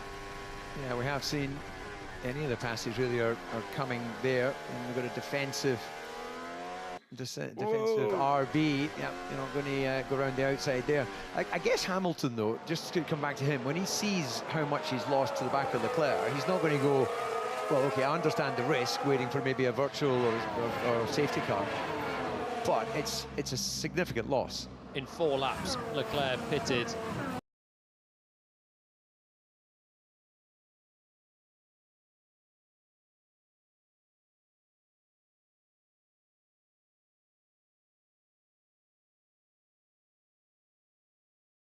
Leclerc pitted earlier. Key moment for Pierre Gasly. He's going to finally be able... No, he's not. I thought he was going to be able to clear it. It's going to give chance to Hulkenberg. Hulkenberg in the silver Audi going around the outside, the blue Alpine. It was pass or be passed, and Gasly will be fuming with that one. It looked like he was going to be able to get past Lindblad. Lindblad on fading medium tyres, and in the end, Gasly couldn't make the pass. Hulkenberg did, and now Hulkenberg will try and make another one into the first turn. Yep, you go to the inside. I'm going to hang it around the outside. I've got more grip. Good night. And he goes through. Oh, great bit of driving from Hulkenberg, 2 around the outside. Yeah, it looked like he was starting to drop back, and then you run the risk of the inside car pushing you up the hill. But he left him room, and Hulkenberg used the grip. Yeah, perfect scenario, having those 2 fighting, deploying energy. Lindblad's crawling on the back of him. Surely can't come back through as they find a new bit of tarmac to rubber in the middle of the road. And Sky Flag. Yeah, Hulkenberg went on that tighter line, threw dust in the face of Lindblad, and then he was wide as a consequence of not being on the right line, but managed to crucially keep it on the track. I think Hulkenberg is really using that boost button, and then basically at half speed at certain points. Lindblad found that. Now take 2 for Pierre Gasly. Potentially cost him 8th place in the Grand Prix these moments. So this is just the dynamic, isn't it, of drivers who, in Lindblad's case, had a penalty, so just staying out there, running a longer stint up against those with fresher rubber. But Zandvoort, it is tough to overtake, no matter if you've got the advantage. And this time, Gasly will use everything he's got, all the horses of that Mercedes power unit in the back of the car, all the electrical deployment, still can't find his way by. Lindblad. Oh, that's going to be tight if he dangles a wheel on the exit, might even have a chance. And Gasly has to back out of it as well.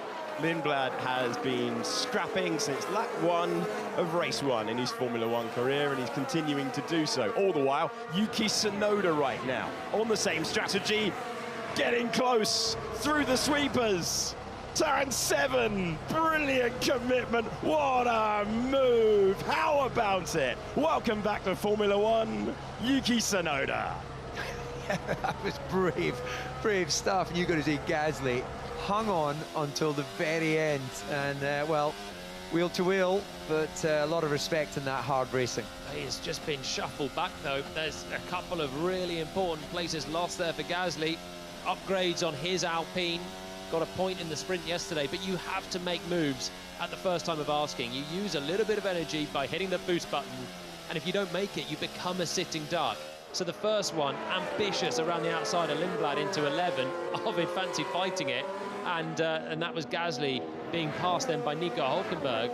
And again then, this time Yuki Tsunoda taking advantage as Gasly's having too many good efforts, but not actually achieving the pass. And if you don't move forwards, when you're in a fight like this, in this generation of car, you start to move backwards. Crucial move as well. Further, we're looking at the lower reaches of the points, but Hulkenberg's now got past Sainz on fading tyres. Tsunoda, they've done the swap, racing bulls. Kimi Antonelli, Lando Norris, 9/10 of a second, hard tyres. Norris not happy with the balance of his McLaren all the way through the weekend, as we were enjoying the subplot for P8 and the dynamic at play there with a lovely couple of moves for Hulkenberg, and Tsunoda just deciding that he might only get 1 Grand Prix this year. He's going to make the most of it to the apex of 7, Sky Flat corner. Unbelievable direction change. Fantastic place to watch Formula 1, and a great move. Gets himself back, and after a torrid time of it in 2025, a nice moment for Tsunoda, who will be hoping of a return and a return to the points. But Norris, on that hard tyre, finds himself 9/10 of a second away from Antonelli. He's just not letting Antonelli off the hook in this Grand Prix. Yeah, we haven't seen a lot of of coverage of them recently, but he's within pouncing distance. Within a second, he'll get the advantage of the boost, of course, which will give him some performance around the lap, but wanting and prepared to risk sliding around with a little bit more dirty air across his wings. Traffic for Antonelli out front. He's going to peel out of the way. It's Cadillac of Sergio Perez there. Didn't bulk him by enough to give Norris a sniff. Leclerc now getting closer behind Piastri as well with a faster car. Talking of a sniff, wow, that was enormous speed onto the main straight. Deployment at slightly different times. Piastri on the hard compound tyre. It's a medium tyre for Charles Leclerc. And he's had good performance, hasn't he, on tyre durability. He's been able to push in a way that few others have across the course of this weekend. Saw that in the sprint race. Norris heaping the pressure on Antonelli. Antonelli's got a little bit of respite for a couple of cars, and then it's melee time. He's got Stroll, Ocon, and then he gets to the gaggle of cars we saw fighting a couple of laps ago. So Antonelli is going to have a lot of cars to pick through. Norris just trying to heap the pressure on any way he can right now. Yeah, those two out the front are flying as well. Dropping George Russell once again, 7 seconds now between second and third. They're 4 seconds quicker than the squabbling guys for the fringes of the point. So Sainz pits, and they are going to be upon some more back markers soon, which is maybe going to be Lando Norris's best chance at a bit of an attack. Charles Leclerc again, he's got great traction through the low speed. The McLaren's great in the high speed. The Mercedes has got good top end, and the Ferrari's got great drive. Yeah, Charles will notice as well that Lewis is taking chunks of time out of him. Those fresh tyres, clean air, clean track. So he'll be keen to not have an attack from his teammate. Great view from the helicopter of this battle with Piastri. You can see how much Leclerc was catching him until he got to the rear wing. And he's got the advantage, but he's being restricted to Piastri's pace at the moment. It's a battle for 4th position. But Charles Leclerc, given how durable and how kind the Ferrari has been on its tyres this weekend, I believe that he could get up the road, put pressure on Russell as well. Still, Norris continues to operate within overtake mode, within a second, and 0.8 of a second away from the race leader, who is a lock-up away from seeing it disappear. Charles is seeing very clearly what strategy is being deployed by Piastri in front, and of course they'll both be pre-briefed on what is the best defensive place to use your energy, which then makes it tricky for Charles. He needs to be as close as possible coming off this final turn. He's had good practice, hasn't he? Passing Lando Norris yesterday in one of our sprint races, few moves for second place as well. He's in the wheel tracks. You can see the lights blinking as the cars start to derate into the first turn. But again, he's just a 1 car length really too far back to think about a lunge in a corner that you really don't brake. It's not a long braking zone, is it? It's quite a late brake and then turn in because of the natural camber of the road. So he knows, though, he said yesterday that after watching Lando for so many laps, he realised that the McLaren can't deploy for too long on the main straight, and right now he'll be learning the same probably about Oscar, but he needs to just be fractionally closer coming out of turn 12. Yeah, look in the background, Hamilton a second faster than these two on that final lap, so Hamilton's going to be in the mix within the next 2 laps. We're looking at the melee of cars as described. It's now coming the way of Kimi Antonelli. He's got past Lance Stroll. Next is Esteban Ocon. Antonelli being ultra cautious through the traffic. Oh, catch it. Lando Norris is going to cost him a couple of tenths and hand off the steering wheel in frustration. Yeah, it's pretty cool to do that in the banking at 180 miles an hour. But that would suggest to me, because I am an expert in hand language, sign language, frustration. Yeah, not an expert in anything, am I? But the frustration of that hand signal was, what's going on with the car? Charles Leclerc, whoa, still got a front wing, not by much. Trying to use the grip, trying to get by into 2. Piastri will hang it to the inside. Damp there from earlier. Charles Leclerc gets by, and he gets past. Piastri all swapped up as he rejoins the racetrack, and Charles Leclerc is up to 4th. Yeah, you just don't want to be on that low line at turn 3. Piastri, it's so inviting to have a shot down there and take what would be a conventional line, but the banking means you've got to run it high and fast. Nice move from Leclerc. Thought about it around the outside. Piastri's defence was good enough on the brakes, but not on traction. And now Hamilton might pop down the inside at turn 10. Cheeky one, maybe into 11. Yeah, he's going to get so much better drive off this corner. Will he decide to deploy, or will he save it for coming off the final corner? This is the chance for Lewis Hamilton, but no room at turn 11.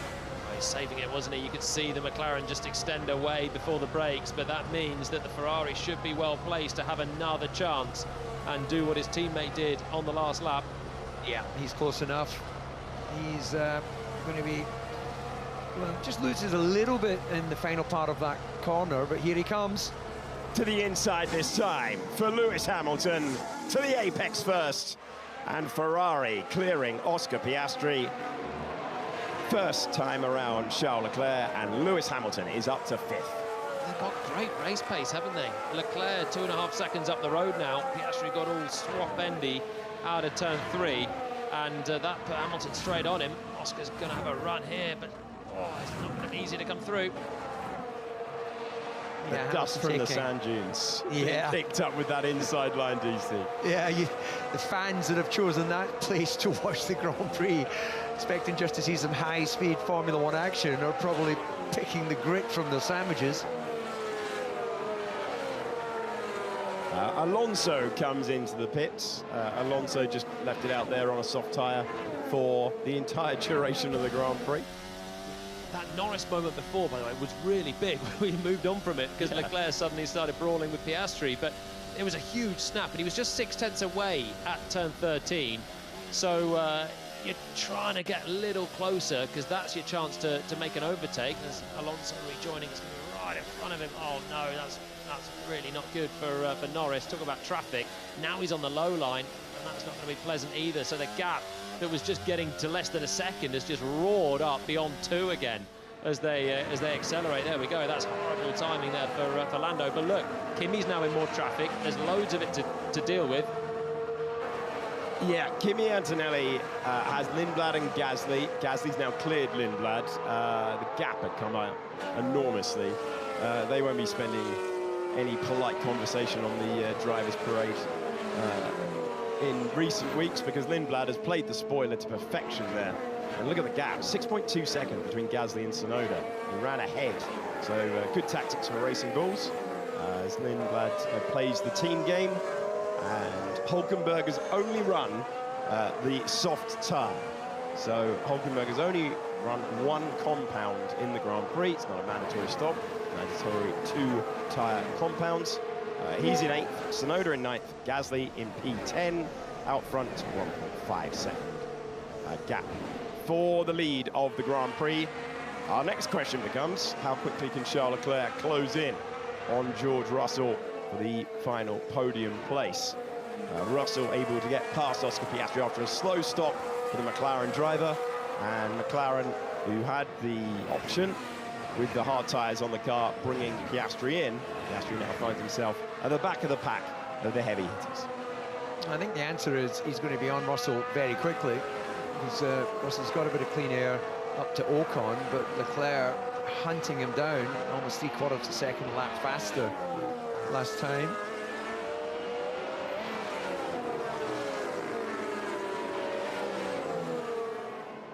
You can see Lando Norris fighting that car. He's been fighting it through turn 10 all the way through the weekend. We saw the onboard where he was fighting it. That's Alonso trying to make a move. There you go.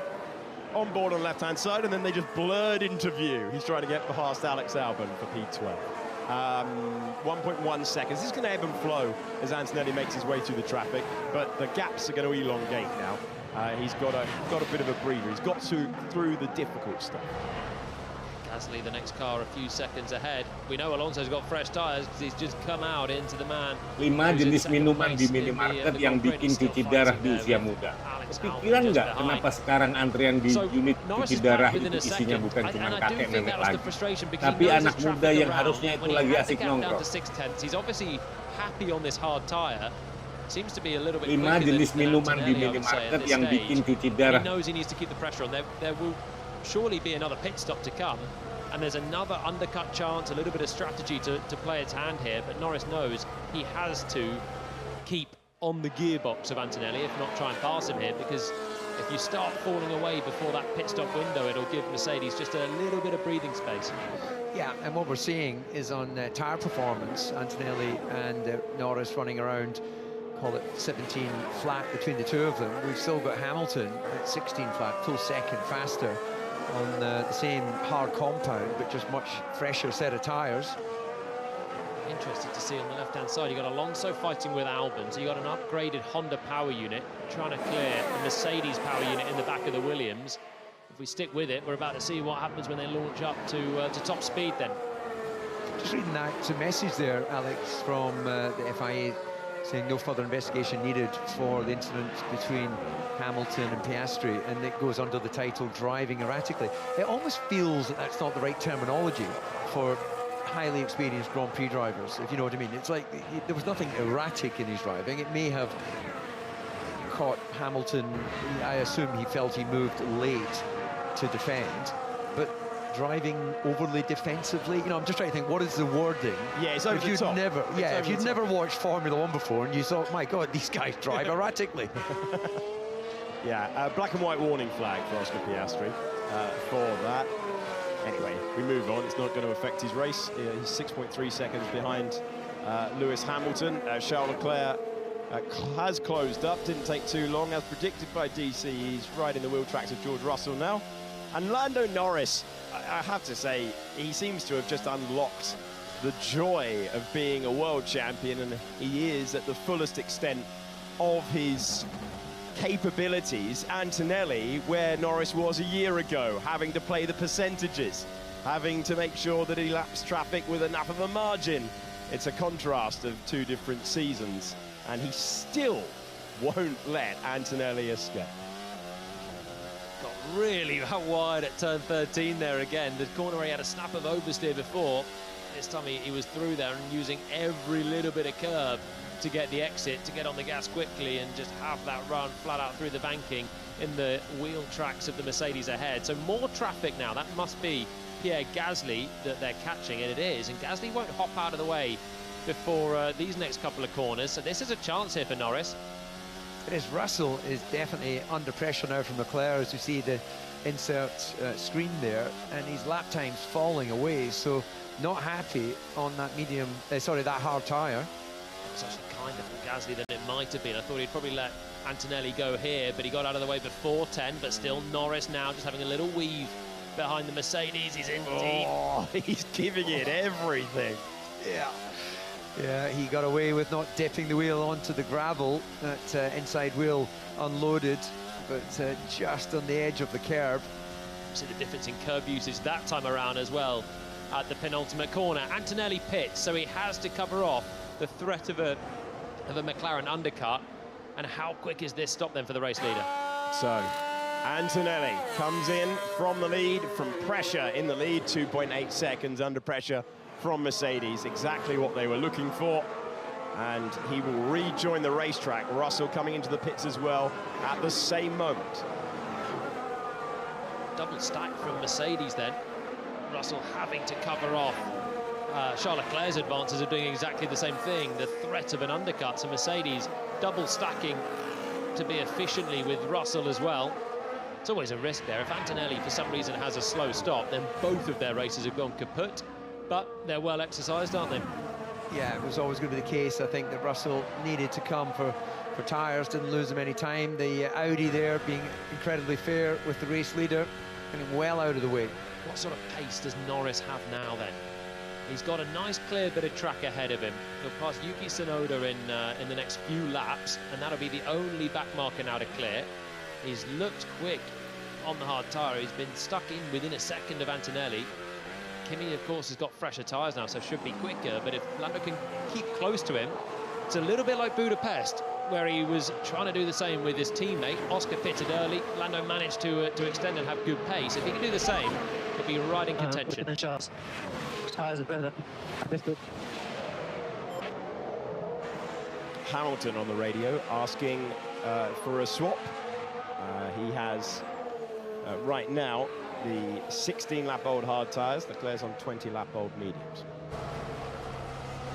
Yeah, the message quite clearly saying let's not lose time fighting each other, and given how much they're in the hunt in this Grand Prix, that would seem like a good team strategy. You can always sort it out later in the race if Hamilton doesn't make progress.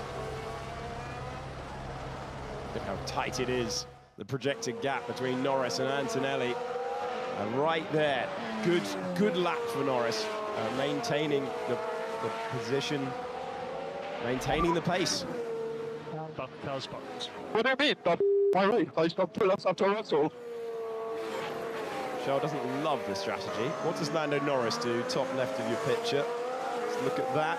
Does it extend for another lap? He does. Yeah, so build a tyre advantage for later on. Don't think he would have come out ahead of Kimi. Kimi was just bolted slightly behind Alex Albon, I think, on his outlap. So Leclerc doesn't box, he doesn't fancy it, and from his point of view, I can completely understand why. He wants to do what Lando's doing.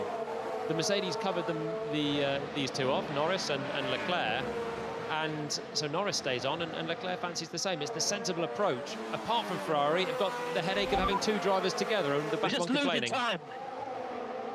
It's very unusual. It's very unusual to hear Lewis Hamilton that angry.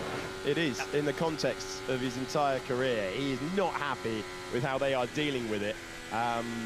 Ferrari believe that Charles Leclerc will come in on this lap. We'll find out. Yeah, I don't think I've ever heard Lewis that assertive.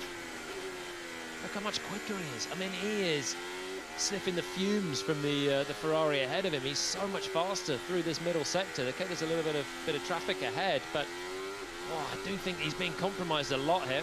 Yeah, well, it's vegan fuel, so he won't mind that. There's the instruction. They were in the pit lane last time around. Leclerc surely going to get an instruction to let Hamilton go if he doesn't come in.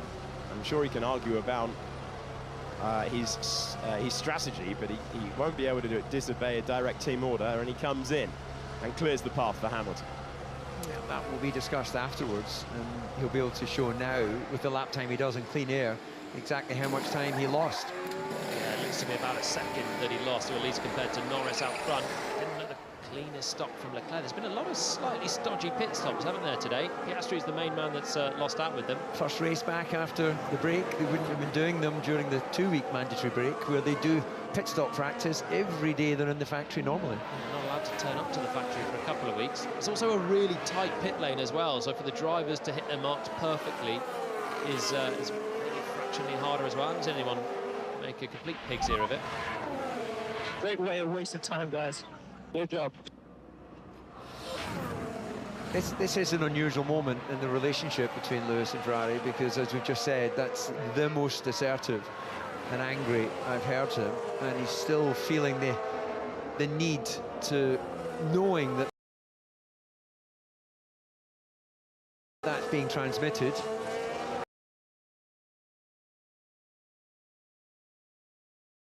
To lay that one down. Well, there's a podium on the trying to attack George Russell. Leclerc fancied to build a tyre.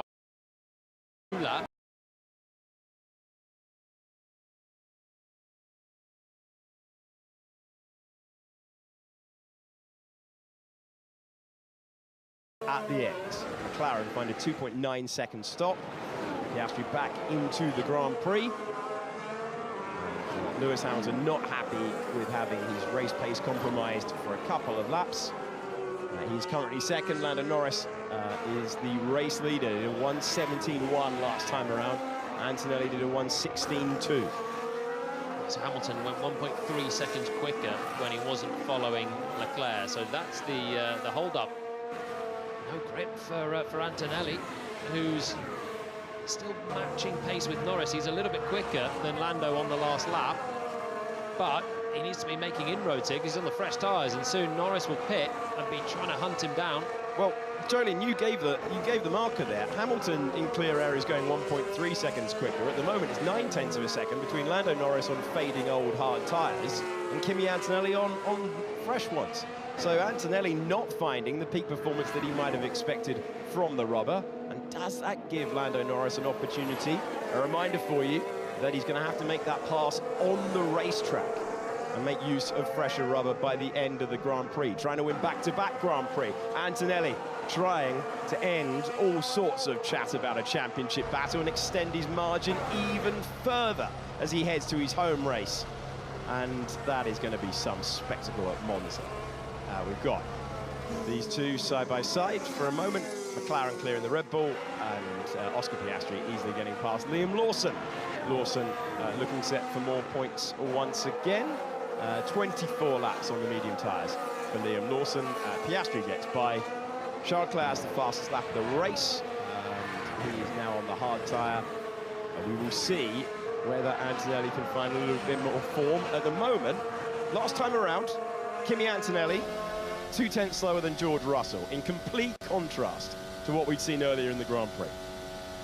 Yeah, it's that sort of ever-changing balance that you get as track rubber's in, different fuel loads, and that's why they do the adjustment to the front wing during the pit stop, to if you're going from compound to compound, or if the driver's just calling that this isn't working with the balance you gave me.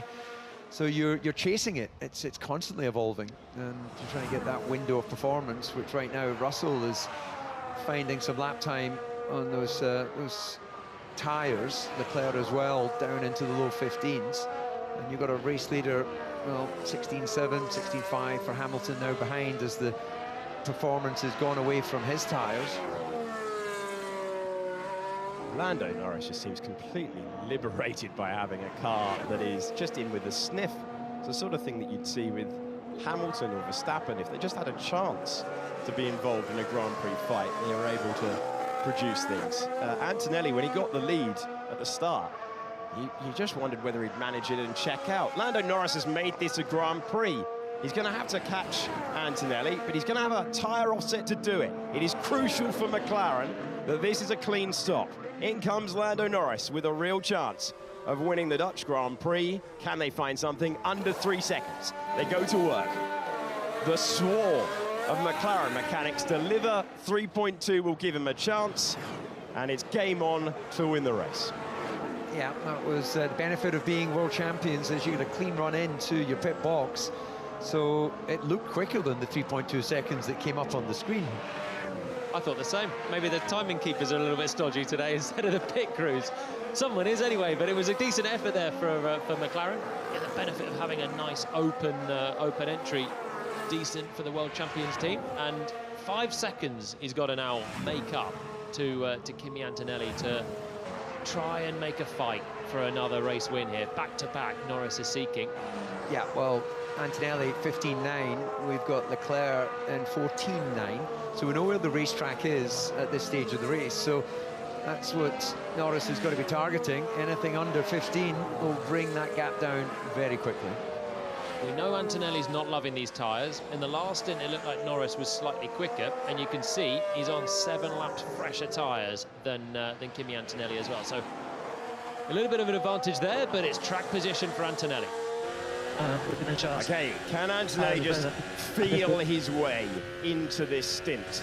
Just bring the hard tyres in, as Pirelli always asks their drivers to do. Just play it by the book, like he was when he was making his way through the traffic. Ultra cautious, with an enormous lead on the driver that he's still not the race leader on track. That's Lewis Hamilton, going into today. 224 points, Antonelli. 171 for Hamilton, and George Russell on 168. Russell has put 3-4 laps in consistently quicker than Kimi Antonelli. So Russell taking the performance from those hard tyres. We'll see whether Antonelli is leaving something in the tank in order to defend from Norris later on. Lewis Hamilton so frustrated that Ferrari didn't give him the complete benefit of that fresh rubber. And he continues out there at the moment. 23-lap-old hard tyres. Right, we're just waiting to see what Norris is going to unleash. We've got a purple in the first, we got a purple in the second. How fast will this fastest lap be? You can see Antonelli as he approaches that penultimate corner. DC, that gap was 5 seconds a moment ago. It's now 3.2. This is going to be a big lap here from Norris. Oh, and it's a 14-3. Thank you very much. I wanted to let you finish that all off, Jason. It's like the chart countdown on a Sunday afternoon. But you guys have got the data, so figure it out. Please. It did look great on Charles. So it's slower. We are not sure. But you guys have got the data, so figure it out. Please. Well, Lewis Hamilton is just not thrilled with things right now. No, but it's not like this is the first time. It's been a sort of reoccurring theme that they'll present information that he has to ask a question. And it was a little bit like there was something earlier in the Grand Prix where they passed over some information, and we asked him how the tyres were, and we could see that he was going a second and a half slower. But if he doesn't know that, you might think your balance is good, but it's all about lap time. I can completely get where he's coming from here. Asking him, does he want to try medium? Look, you tell me. I've been strapped into a car doing my thing for 50 laps. He hasn't run a medium yet in this Grand Prix. Started on a soft, went to a hard. I don't know. What are you seeing from the pit wall? It's frustrating when you're trying to be race engineer as well as driver and sometimes strategist from the cockpit. It still feels that there's a bit of a legacy from the Sebastian Vettel era of Ferrari, to be honest, consulting the driver on the strategy. Charles Leclerc had that introduced as well. They always seem to pose the questions. Hamilton, so many times you'd hear Lewis Hamilton in the Mercedes era not like a strategy and acquiesce to it and say, all right, I'm going to trust you guys that you've got the data and you know what's best. 1.3 seconds the gap, Norris to Antonelli. Lando is absolutely flying. Kimi is now stuck in behind Lewis Hamilton out front. He'll hope that Lewis is going to pit this lap, otherwise he's going to have a battle ahead and a load of dirty air. And look at this, on board the McLaren that has made mincemeat of the advantage that Antonelli built up. It's true, Kimi's not loving this set of tyres. No, he didn't have the pace. So the only question for Antonelli was he leaving something in reserve for this fight? The answer is in front of you. The answer is 0.7 of a second. Still recommend a wider line, exit to 10. I can't look at that, sorry. Yeah, that car does look a bit squirmy on the back, and this is going to give us a first indication for what strategy of overtake Lando Norris might deploy. No rears is the exact same message that Lando had in the sprint yesterday, and it meant that he was vulnerable to attack. If you don't have rears, you don't have traction. You can't get off the corners somewhere like here very smoothly, and Norris is absolutely glued to the back of Antonelli.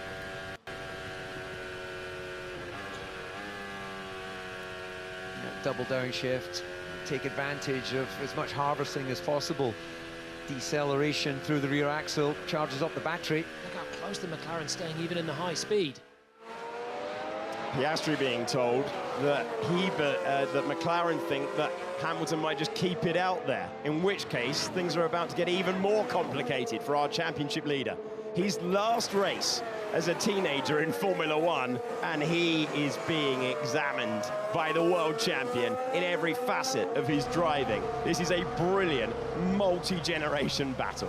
You've got Lewis Hamilton out front just hoping for something to break his way. You've got Antonelli trying to become the youngest Formula One champion in history, and here comes the reigning champion in the wheel tracks with more grip, able to do more with the car, and he is nearly nudging Antonelli through the first turn.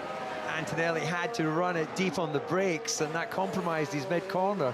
So what a fantastic battle for the podium. We have these three cars, and Antonelli at 19, he's got no idea how many decades of fun he has ahead of him. Norris all over the back of him.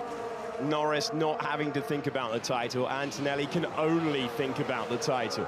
He's reveled in having this opportunity, but start of the second half of the season, you've got a lapped car, and then a car on fading tyres, 27-lap-old hard tyres, and then what will become the top two in the Grand Prix still there. Norris closing in, not going to be able to get by into 11. Antonelli is struggling for traction. You can see it, he couldn't move to the right-hand side to open up turn 10, and then he was just struggling to get the rear grip down. Hamilton being there will help him. He'll get the slipstream off the back of Hamilton, but it does seem that Lando is even closer. Lando Norris is hurrying Antonelli through. Can he find his way by in Tarzan? Antonelli diving on Hamilton. Lando Norris around the outside, and Lando Norris is going to go through. Lando Norris gets past Kimi Antonelli, and that will surely eventually be for the lead. Wow, that was brilliant. Absolutely brilliant. Lando trying to check out immediately. Lewis Hamilton running his own race. And still, the sand dunes and salty air of Zandvoort have given us another Grand Prix, which has upended the form book when Antonelli hit the front earlier on. Brilliant start one, brilliant start two. It looked like it would be his race. And now Hamilton still has P1, but Norris has the fresher tyres. Norris has the belief.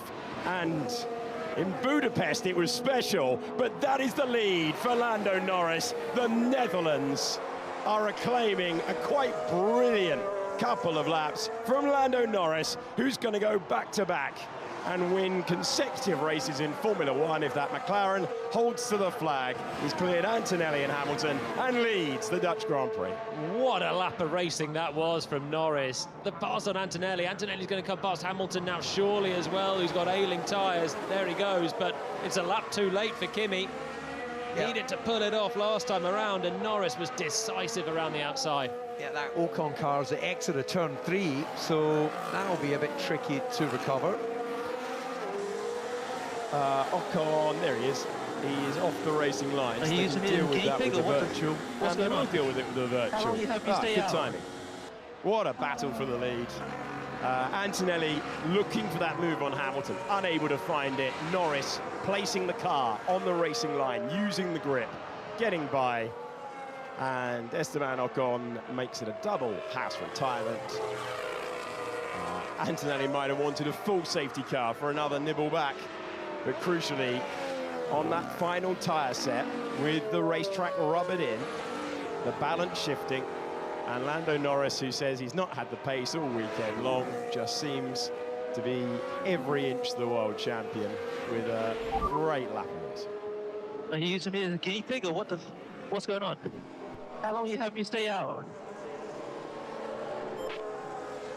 Well, it might pay off for him right now, because he'll take a pit stop under the virtual safety car, and he'll come out, I still think, just behind his teammate, but he'll have a cheap pit stop for it. So that's the driver that's just been passed twice in quick succession, thinking, I am just absolutely dead meat here, but it's going to pay off with a little bit of luck here, a bit of fortune for Hamilton to get the cheap pit stop. Yep, massive benefit. It's going to be 9 seconds lost under virtual safety car conditions.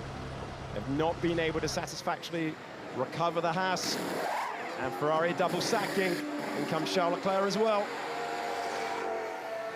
Yeah, the virtual safety car, the timing of it meant that no one was able to take that sort of first reaction advantage other than Bortoleto, who then has retired the car. So we had to wait for everyone to go around a lap behind the virtual, so the strategists could look at with the few laps that we're going to have of racing once this car's recovered.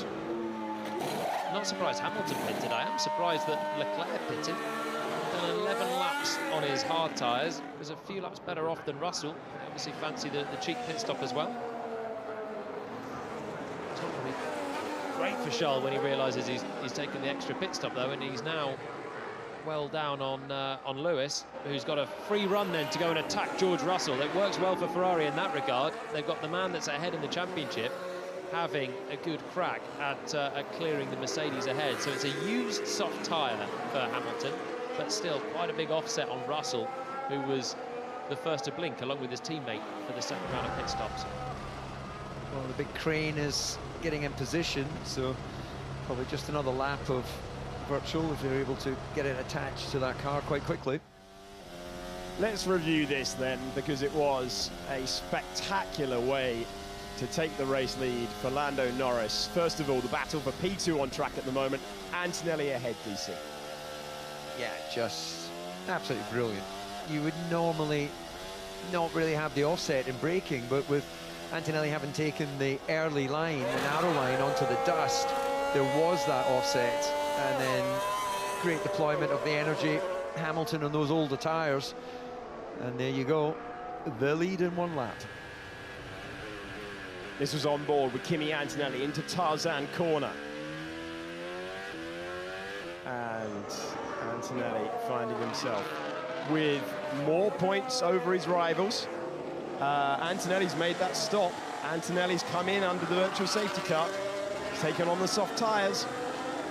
And it was a slow stop as he did so, 4.6 seconds. So we were watching the battle for the top 3 places. And now George Russell finds himself second on the road. Yeah, we didn't see him dive in, but position-wise, coming out onto track, we'll have the benefit as we get into the closing stages. Only going to be a few laps of racing. We saw the crane was lifting the car. I think we need to take it. I'm a bit worried now. Good check. Virtual safety car's ending. I'm not sure you're going to get the chance, Lando. The virtual safety car is ending. Esteban Ocon coming to a halt. And it goes. Decision made for McLaren. He was worried about taking the hard tyres to the end. George Russell would take his hard tyres to the end. Antonelli, Hamilton, Leclerc, all on soft tyres. Hamilton is 1.3 seconds away from Kimi Antonelli. Antonelli did not enjoy the performance of that car on the hards. What can he do on the softs? Yeah, I think Norris is going to be able to hang on with the lead he has and the laps that are left. He was losing a second a lap. Still going to be comfortable, so it's all eyes on this battle for third place. Gasly's got a chance, left-hand side of your screen. Yuki Tsunoda with the chop. Gasly to the inside, medium tyres. This is for the final point, and he gets it. He gets by, so all of that effort from earlier on undone, and Gasly is able to get past. Alonso is running in 9th position. Ooh, off the racing line, clearing past. Kimi Antonelli was the Audi there. Antonelli needs no motivation at all. Finds himself getting past the Audi. Lewis Hamilton 1.4 seconds away. Lando Norris's advantage 6.9 seconds over George Russell, 12.6 seconds over Antonelli. Just think about if we can work as a team here. If me guys the plate. Paper.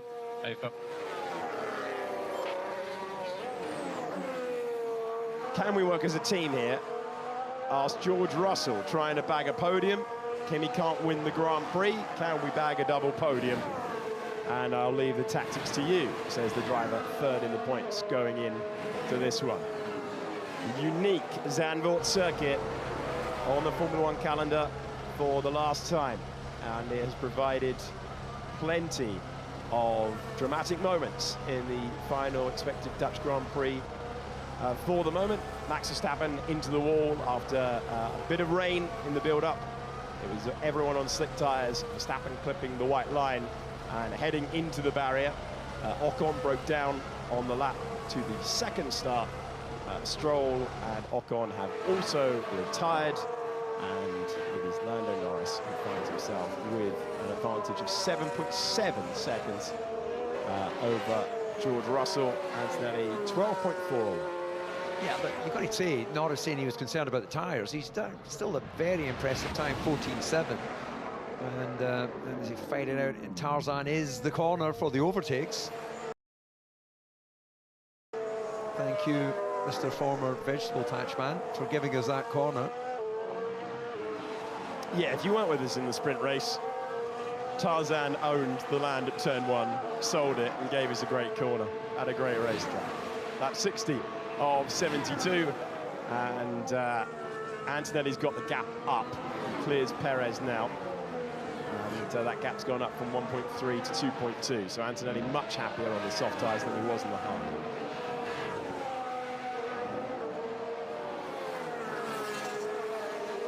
So yeah, 4 points. Sorry, go on, Dave. No, I was going to say, as they kind of settled in.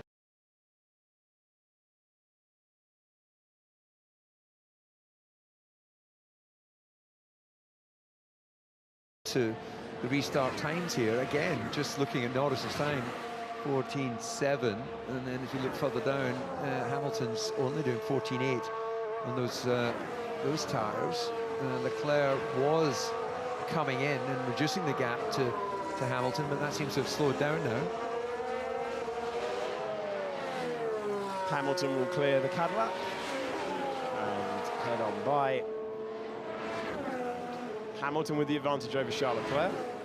Charles Leclerc brought in as well. Antonelli, Hamilton, Leclerc and Piastri all taking the chance to bolt on soft tyres with the virtual safety car at the end. Lando Norris getting a little bit worried, watching on the big screens as he was circulating at reduced speed.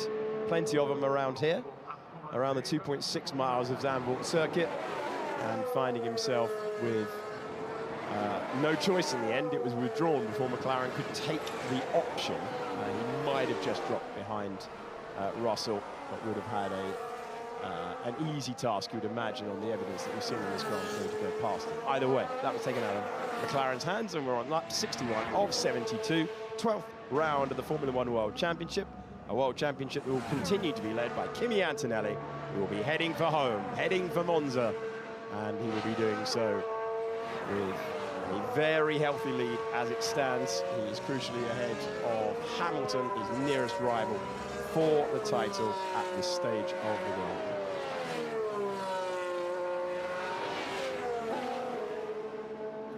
And gentlemen, beyond the result overall, just the fact that Antonelli has had a strong Sunday once more. We talked about whether Russell was able to arrest that momentum. Antonelli's response has been emphatic across the course of the Grand Prix today. Got the launch on Russell on the first start, got the launch on Lando on the second start. Might not be the win, but Antonelli finding a way to basically avoid bad weekends.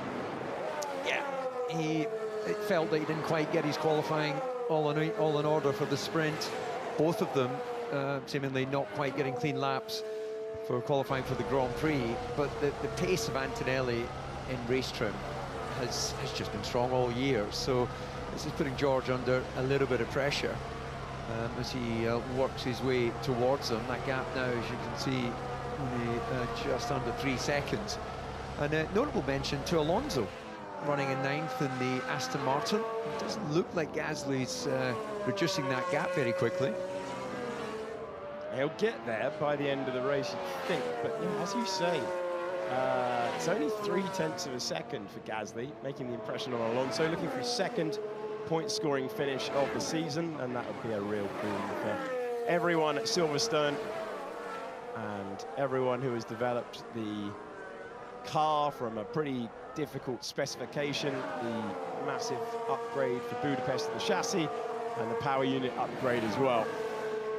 So Gasly will get that gap down by the end of the race, but I think he will meet a very motivated two-time world champion in the battle for it.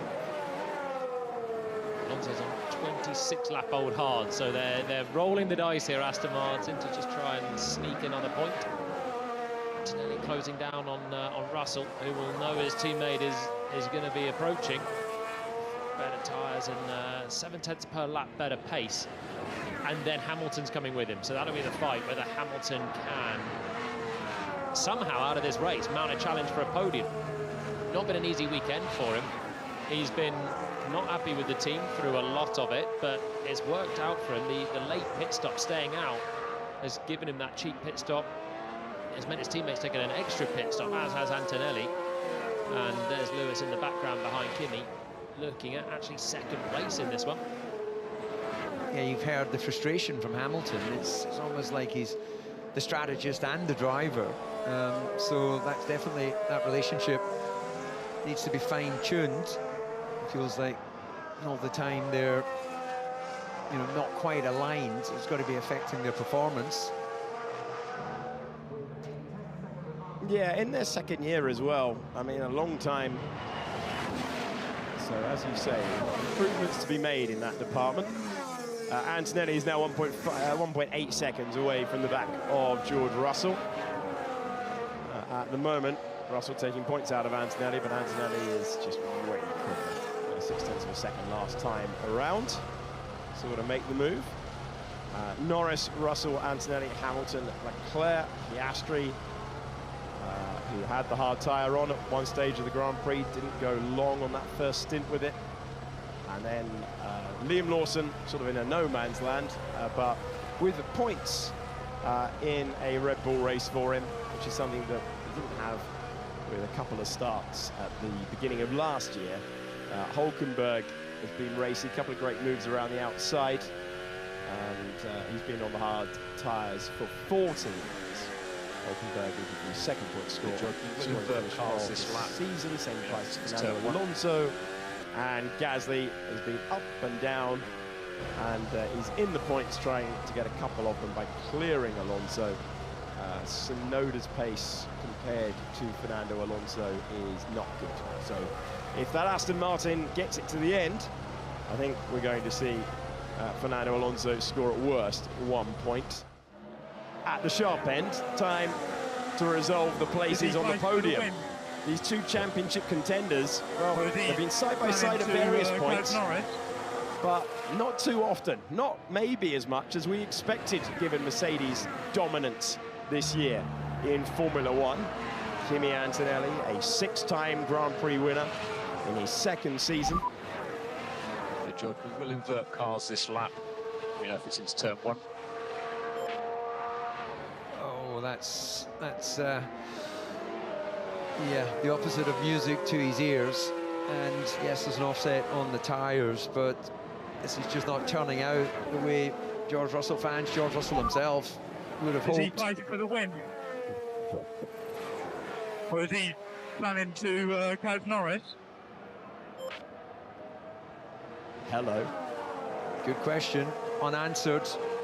Unanswered, but we've heard.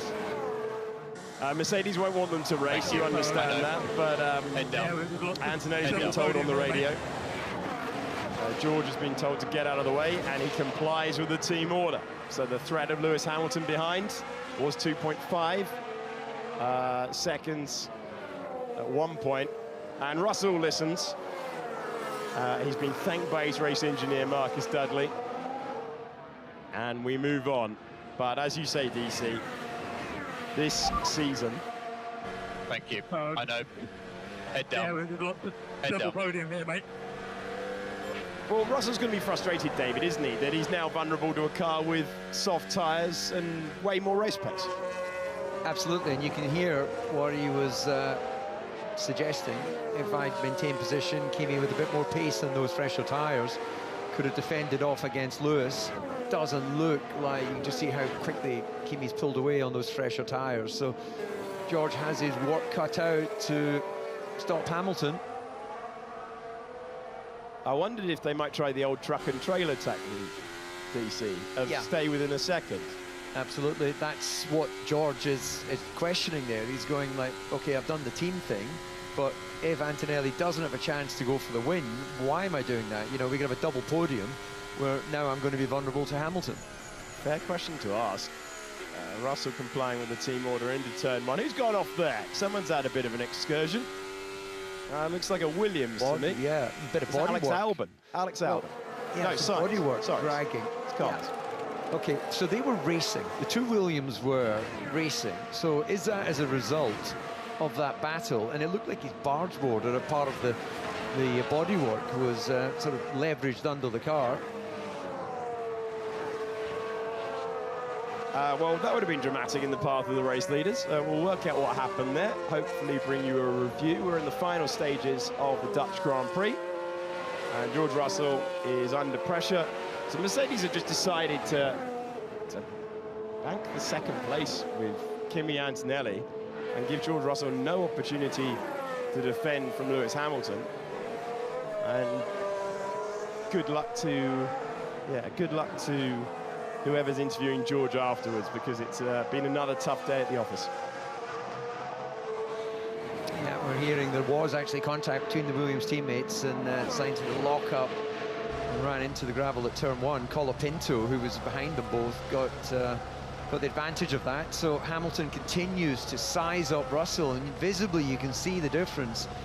Russell having to open the steering and take that wider line through Tarzan. So Hamilton, well, he looked to pounce somewhat earlier in the lap.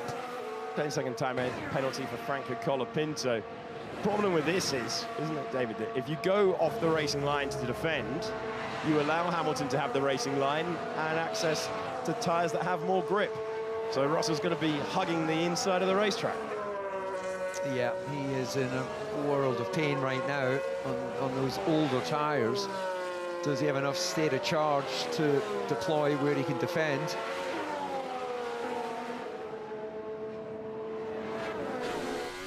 into straight mode. The active aero, and now visor cam for Lewis Hamilton, trying to score a podium again at the Dutch Grand Prix. Antonelli saying there's something wrong with the car. It's got like aero degradation. There's nothing on the data. Antonelli's not been happy with the balance all day long. He has not been happy since the opening stint. Laid on the brakes for Lewis, looking to try and get past, not able to do so. Oh, not on that lap, but if he'd just been a little bit closer, then he could have done an extra deployment on that shallower line in the run up to this next sequence of corners. But notice has been served. Slippery surface flag because of, I think, the Williams debris.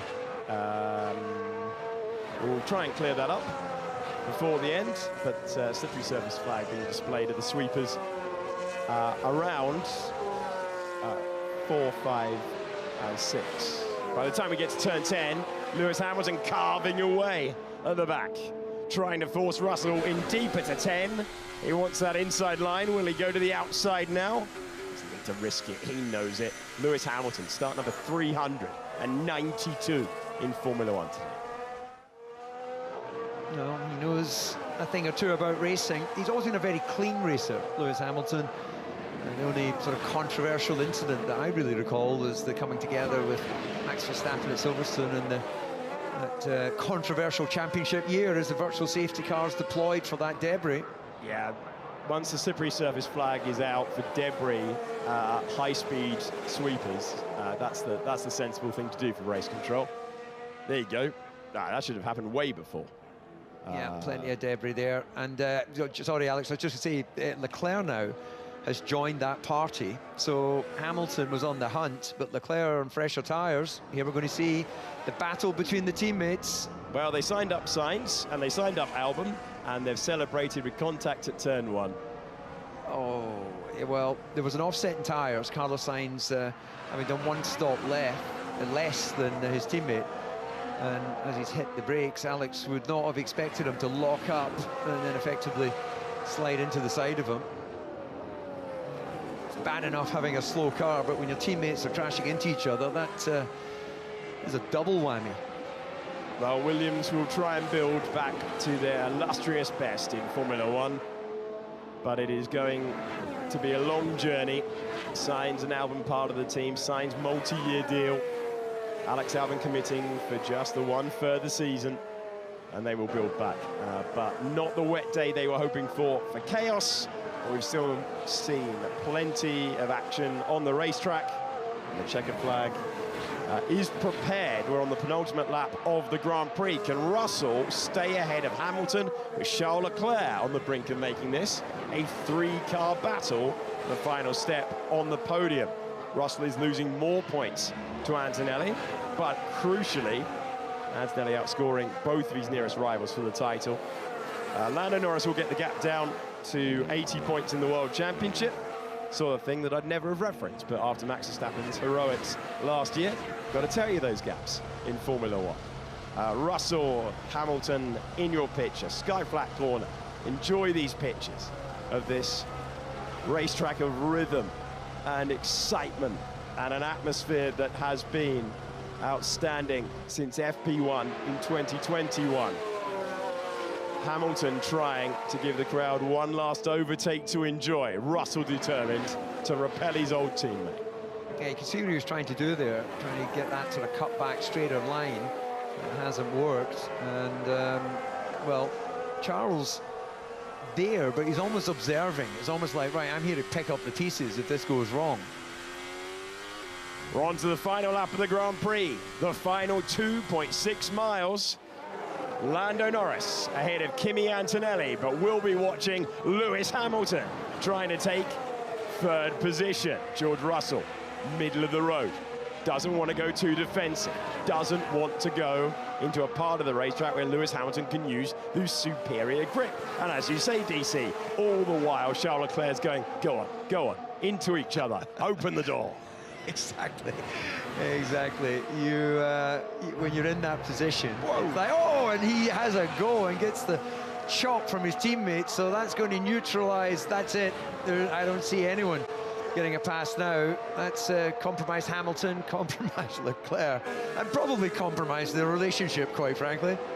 Well, not exactly a productive day for Ferrari. Lewis Hamilton unhappy with the strategy and the deployment of it. Charles Leclerc not thrilled as well, and both of them are going to finish behind a battling George Russell, who will lose points.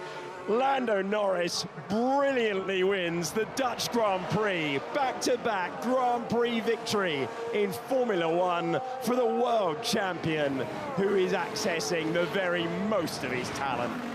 And he has proven so again with a storming drive. Antonelli in second, Russell hangs on to third, Hamilton with a battling drive to fourth, Charles Leclerc in P5, and Piastri will complete things, but Lando Norris just finding his way into the fight, not happy with the balance. At one point he called the car slow, and yet the record continues. The man on pole in Zandvoort takes the flag.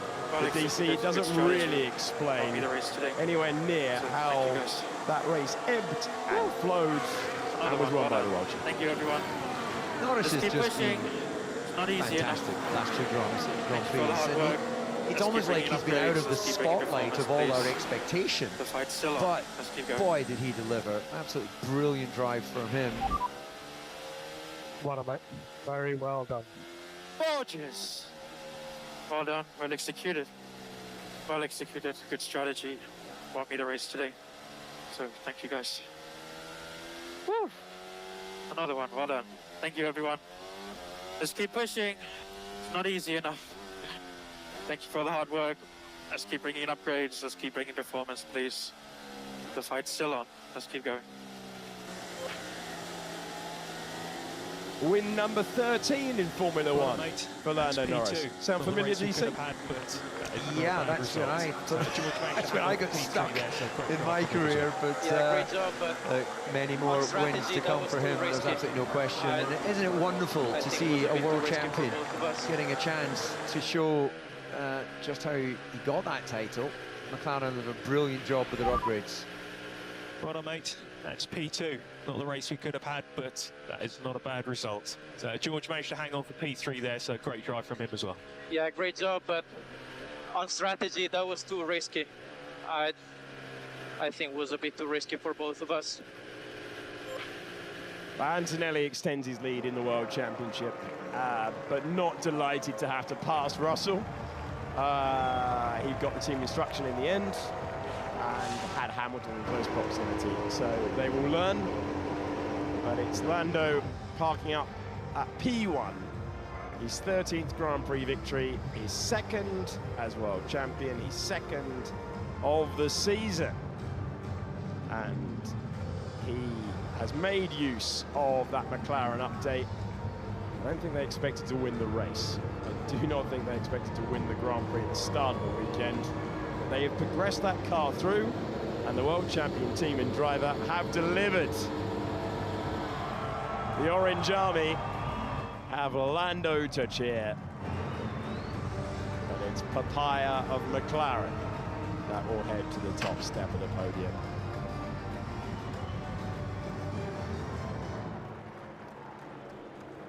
Antonelli giving his feedback to the team. He acknowledges the crowd, gave them a wave all the way around.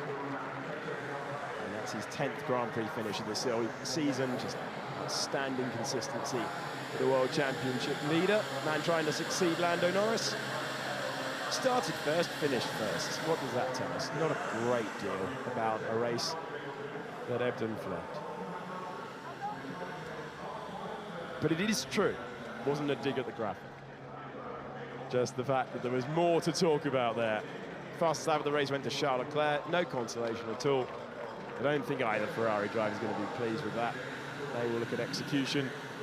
George Russell being asked to move over. Well, there's a talking point and a half for the post-show. You can enjoy that with Laura and the chaps afterwards to get an opinion, to get an understanding of why they went for that. And they didn't go for truck and trailer either to try and protect it, but Russell did the job. Russell, who says well done to Lando Norris. And the rest of the order. The radio was painful, so we're not catching everything. So. Hamilton in fourth, Leclerc in fifth, Piastri ahead of Lawson, Hulkenberg with his second points of the season, Alonso with his second points of the season. 37 laps on old hard tyres. Gasly finished 1.2 seconds away. Great execution of the race by Fernando Alonso. And Gasly, well done to him. He was able to clear a couple of cars and get to P10 in the end. Antonelli and George